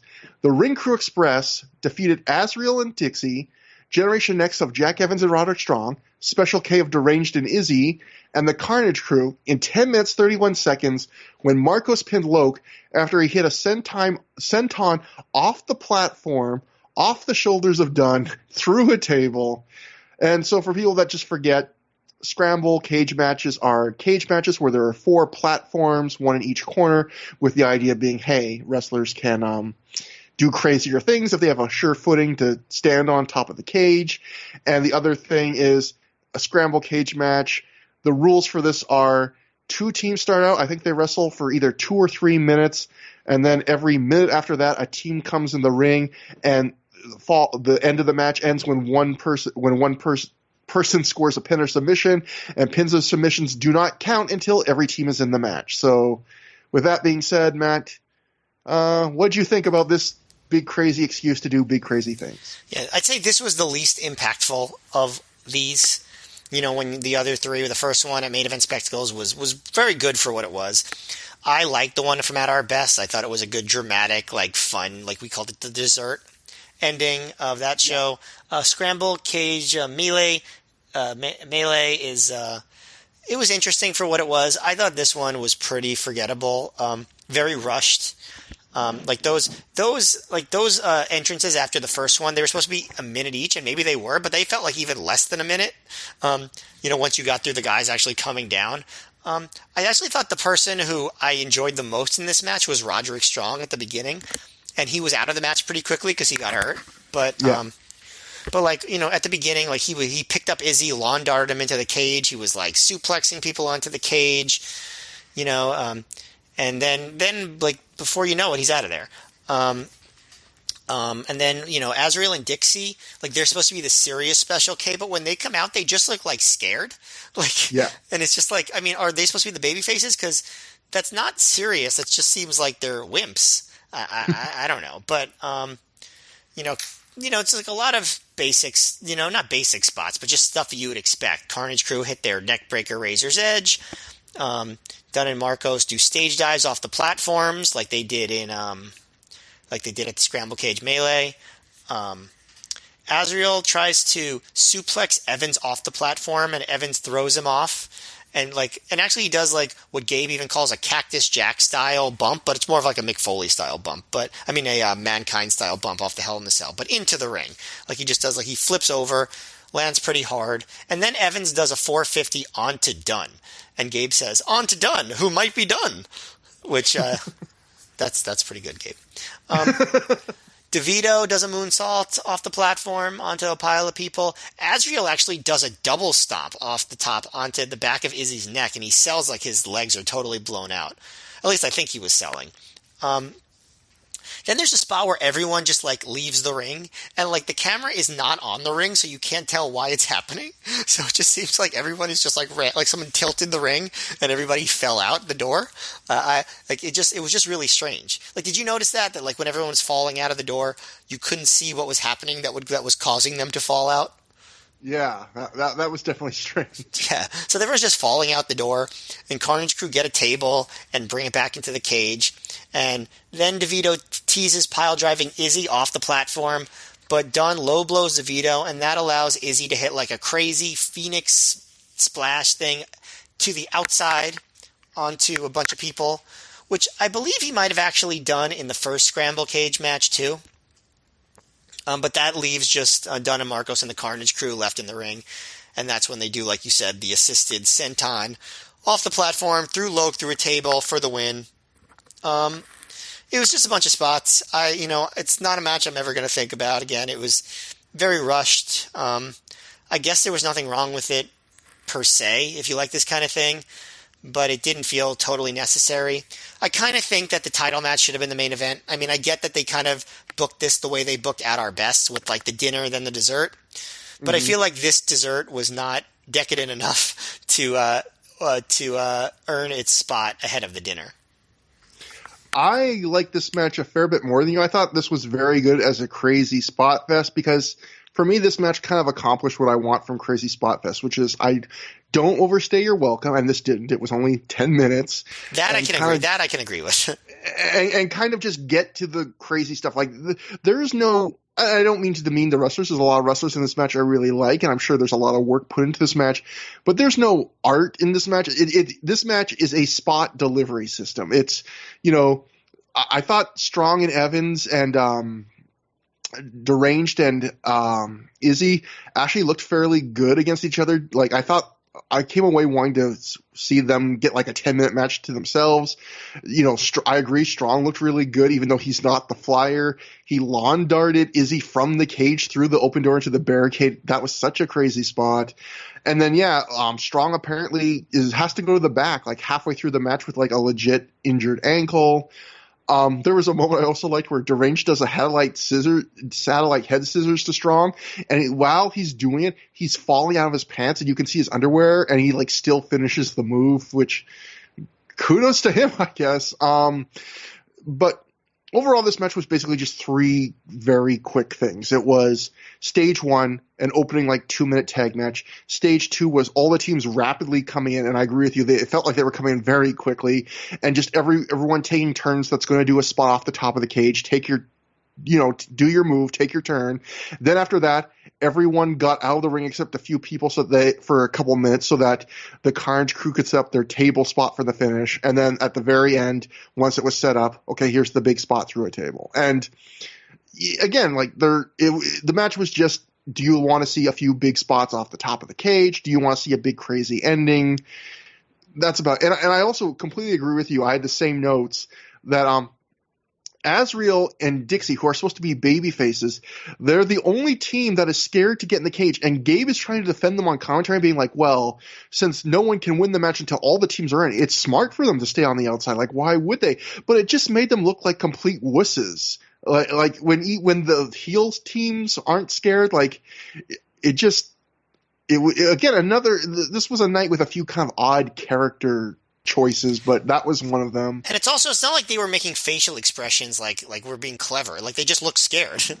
Yeah, and they did go in eventually. They just and it was kind of sucks for Dixie and Azriel too, because the one good thing from a match standpoint about having a new team come in like every minute or two is that you run into the ring and you have like a minute where like all the attention in the match is on you, and they're the only team that really didn't get that. They never got to really run wild like with all the focus on them, because their entire minute they spent being scared on the outside, and I felt bad for them. Yeah, I was it's like, weird. If you've been booked this way, that you're being done a disservice. But you're being done a Marcos. I don't know what I'm doing. I don't know. You're the new Gabe Sapolsky of commentary. That's right. Dangerous! So the PW Church did write about that Roderick Strong injury, that Roderick Strong suffered sprained ligaments in his ankle and knee on Saturday. He will be on crutches for 1 week, but will be able to return to action on March 5th. The Observer wrote, Strong legitimately injured his ankle during the match, although it was not from a crazy move in a match that was filled with crazy dives. So that is kind of the funny part of this. In a match with a bunch of people diving from the top of the cage, the guy that got hurt was Roderick Strong just wrestling. Hurt his ankle, which is one of those weird little twists. You can sprain your ankle just walking, like that can happen to somebody. So, hey, what can you do? I mean, Meltzer's the guy. I remember, he said this multiple times over the years that, like, a lot of times wrestlers, like, including the guys you think are going to break their neck on the crazy spots, when they do get hurt, oftentimes it is, like, a completely innocuous move that you wouldn't think would hurt, and it just, something kind of goes wrong. Yeah. You're not taking it seriously enough. You think it's an easy thing to do, and oops, you hurt yourself. But, so that ends the matches, but we still have a little bit of segments. We go backstage where Gary Michael Capetta is joined by Alex Shelley. Shelley is talking about being kicked out of Generation Next, and he says it's like coming home and seeing your girlfriend in bed with another guy, which, like, Aries and Strong and Evans didn't really join anyone else at this point. I would say to Shelley, it's more like your wife kicks you out of the house and just lives there alone now. Like, but maybe that doesn't sound as cool. But anyway, he says he has to accept it, and deal with it in the best way he can. Alex says he's trying to earn the respect of the entire Ring of Honor locker room. He said, I tried that tonight with Jimmy Jacobs. I stuck out my hand and Jimmy rejected it. Shelley admits that Generation Next were punks who took the easy road when they could have been learning from veterans like Mick Foley and Ricky Steamboat and CM Punk, Samoa Joe, Bryan Danielson. Shelley says he apologizes to the entire Ring of Honor locker room and he could try to make good on what he did wrong.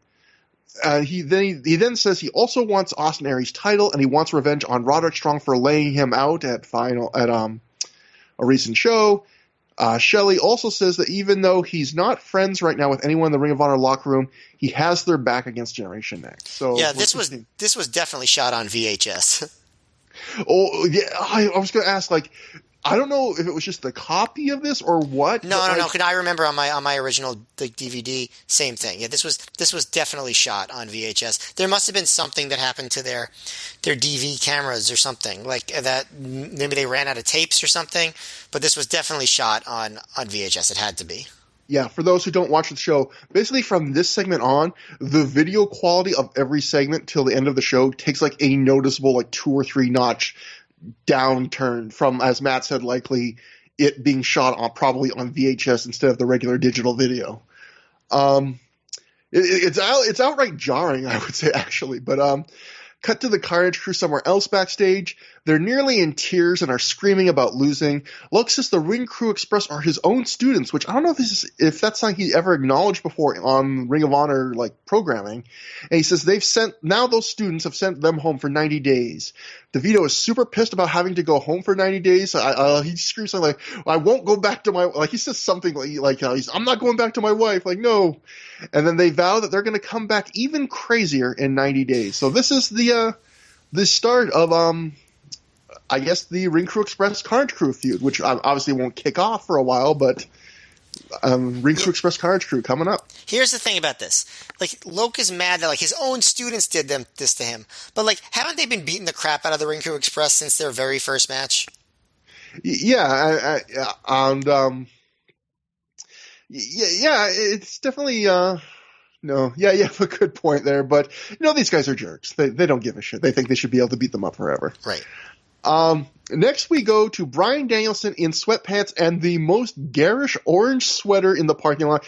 I almost want to start a blog that is just Bryan Danielson indie wrestling fashion choices because, boy, there are a lot of them. Yeah, I mean, Bryan Danielson has upped his, even though, WWE makes fun of him as not being, cool, he has upped his style game so much in the past 15 years. It's incredible. He's like a different guy. Like if I could describe Bryan Danielson's fashion sense in early 2005, it would be whatever my friend brings me home from the Goodwill. I'm sure he's proud to say that's true. Yes. Yeah. So I just wrote in my notes. So anyway, Bryan Danielson's in the parking lot. He's screaming for Homicide to show up. I just wrote in my notes, imagine seeing a guy with a scraggly beard in an orange sweater in a parking lot in the middle of the night screaming the word homicide. Homicide, yeah. I thought that too. In Elizabeth, New Jersey, no less. Yeah, exactly. Like, they're lucky someone didn't call the cops on them. Yeah. Homicide shows up, the two brawl. It's a pretty intense brawl. They throw each other into the side of the ring truck. They brawl back into the building where the Ring Crew, not the Ring Crew Express, but the general Ring Crew is taking down everything, and they pull them apart. Danielson screams out that he's going to kill Homicide. And just another thing to continue their feud. It is funny, though, that they rammed each other into the ring truck, because I thought for a second, their first match ended with brass knucks, and then their second match ended up being a tape fist match. This match should end in one of those matches they had in the back of the truck, like Dustin Rhodes and the Blacktop Bully did it uncensored. Clearly, this is where this is going, but sadly, they did not spring for that. Yeah, I mean, they do a 2-second brawl in the parking lot, then they're back in the arena, then it gets broken up. It makes you wonder what the point of all this was. So, then we go somewhere else where a graphic tells us 3 days later, and Colt Cabana is dressed in his tuxedo t-shirt and bandages on his head for a Good Times, Great Memories late show. I bet it was 7 days later in real life. His guest is Bobby Heenan. Bobby quickly goes into a promo on Cornette saying he was in diapers when Bobby was leading people to the top. Bobby takes a call as Colt says he will have Bobby's back in Chicago. Not much to this, just hyping up the match 2 shows away. Yep. And that is Ring of Honor's 3rd anniversary celebration, part 1. A lot happened on that show, a lot to watch, a lot of matches, a lot of angles. Feuds ended. We saw some feuds starting up. Matt, it's almost kind of hard to sum up this show because there is so much, especially when I know both you and I generally watch these shows in pieces rather than in 1 or 2 sittings. It's kind of a lot to kind of add up into one opinion, I think. What do you think? Yeah, I agree with that. I think there's definitely some things that didn't work too well, and I do think the show was unequivocally too long. Like when All-Star Extravaganza, which was like the other super long show, I feel like that one earned its length a little bit more. Like it had like the biggest match of the year in terms of like hype, like in build up. It had some other really big like star versus star matches. The first Homicide versus Danielson match in a while. Low Key versus Aries, the whole Heenan Cornette thing. But this one was just long, and like it didn't have those really big marquee matches. The biggest thing was going to be the Joe Foley confrontation, and it didn't turn out to be big. Like it turned out to be interesting, I guess, but not big. It had the tag title change. It had a lot going on, and a lot of it was pretty good, and one of the things was great, but it shouldn't have been this long. I don't know what they should have cut out. Maybe the first Ebestus match didn't need to be there. Maybe they should have figured out something else to do with Foley and Joe that wouldn't have taken up as much time. I don't know. It's hard to say. I mean, honestly, the scramble cage was probably not completely necessary on this show. As much as I know you enjoyed it and it was pretty entertaining, I don't think that was a necessary thing to have on here when you had so much other stuff. 2 Jay Lethal matches, maybe not totally necessary, even though he's the hometown guy. You get my point. There was a lot of stuff. So I think that's my biggest nitpick. But all in all, it was good. Like it was like the fact that the crowd was as lively as it was by the end of the show for the last 2 matches. The fact that the title match delivered. The fact that up and down the card there was a lot of entertaining stuff. Like this was still a good show. I just think it could have been a great show if they had figured out a way to make it a little bit more tight and impactful. I agree completely. I thought this was a good show, but the problem was like it was a good show, but the longer a show gets, like it needs to be more than just fair, like better, a little bit better than average, like fairly good, because it's a lot to ask for someone to sit down to watch for 4+ hours of wrestling, and most people aren't lunatics. They watch wrestling they'll watch a show in one sitting, although you don't have to, and I would argue a lot of times it's better, but like, I think my opinion probably would have changed if I had to watch this show live in one sitting, especially knowing that live it was 5 hours and also had that do or die pre-show. But yeah, it's just nothing on this show was bad. It's just there was a lot of fairly good, but nothing special. And that's to me acceptable if it's a 2-hour show or it's a 3-hour show. If it's a 4-hour show, you can't have too much stuff like that, because at that point it's just, Matt, it's like, I don't know. It's like instant mashed potatoes. This is another great Trevor Dane food analogy. Instant mashed potatoes, they aren't the worst tasting thing in the world. If you have a little dollop on the side of a good meal, you'll be happy. You'll accept it. But if someone said, here, eat like a giant, huge bowl of instant mashed potatoes with nothing else, you're probably not going to enjoy that, even though it's the same food. Or if someone slaved over dinner for hours and it was the quality of instant mashed potatoes.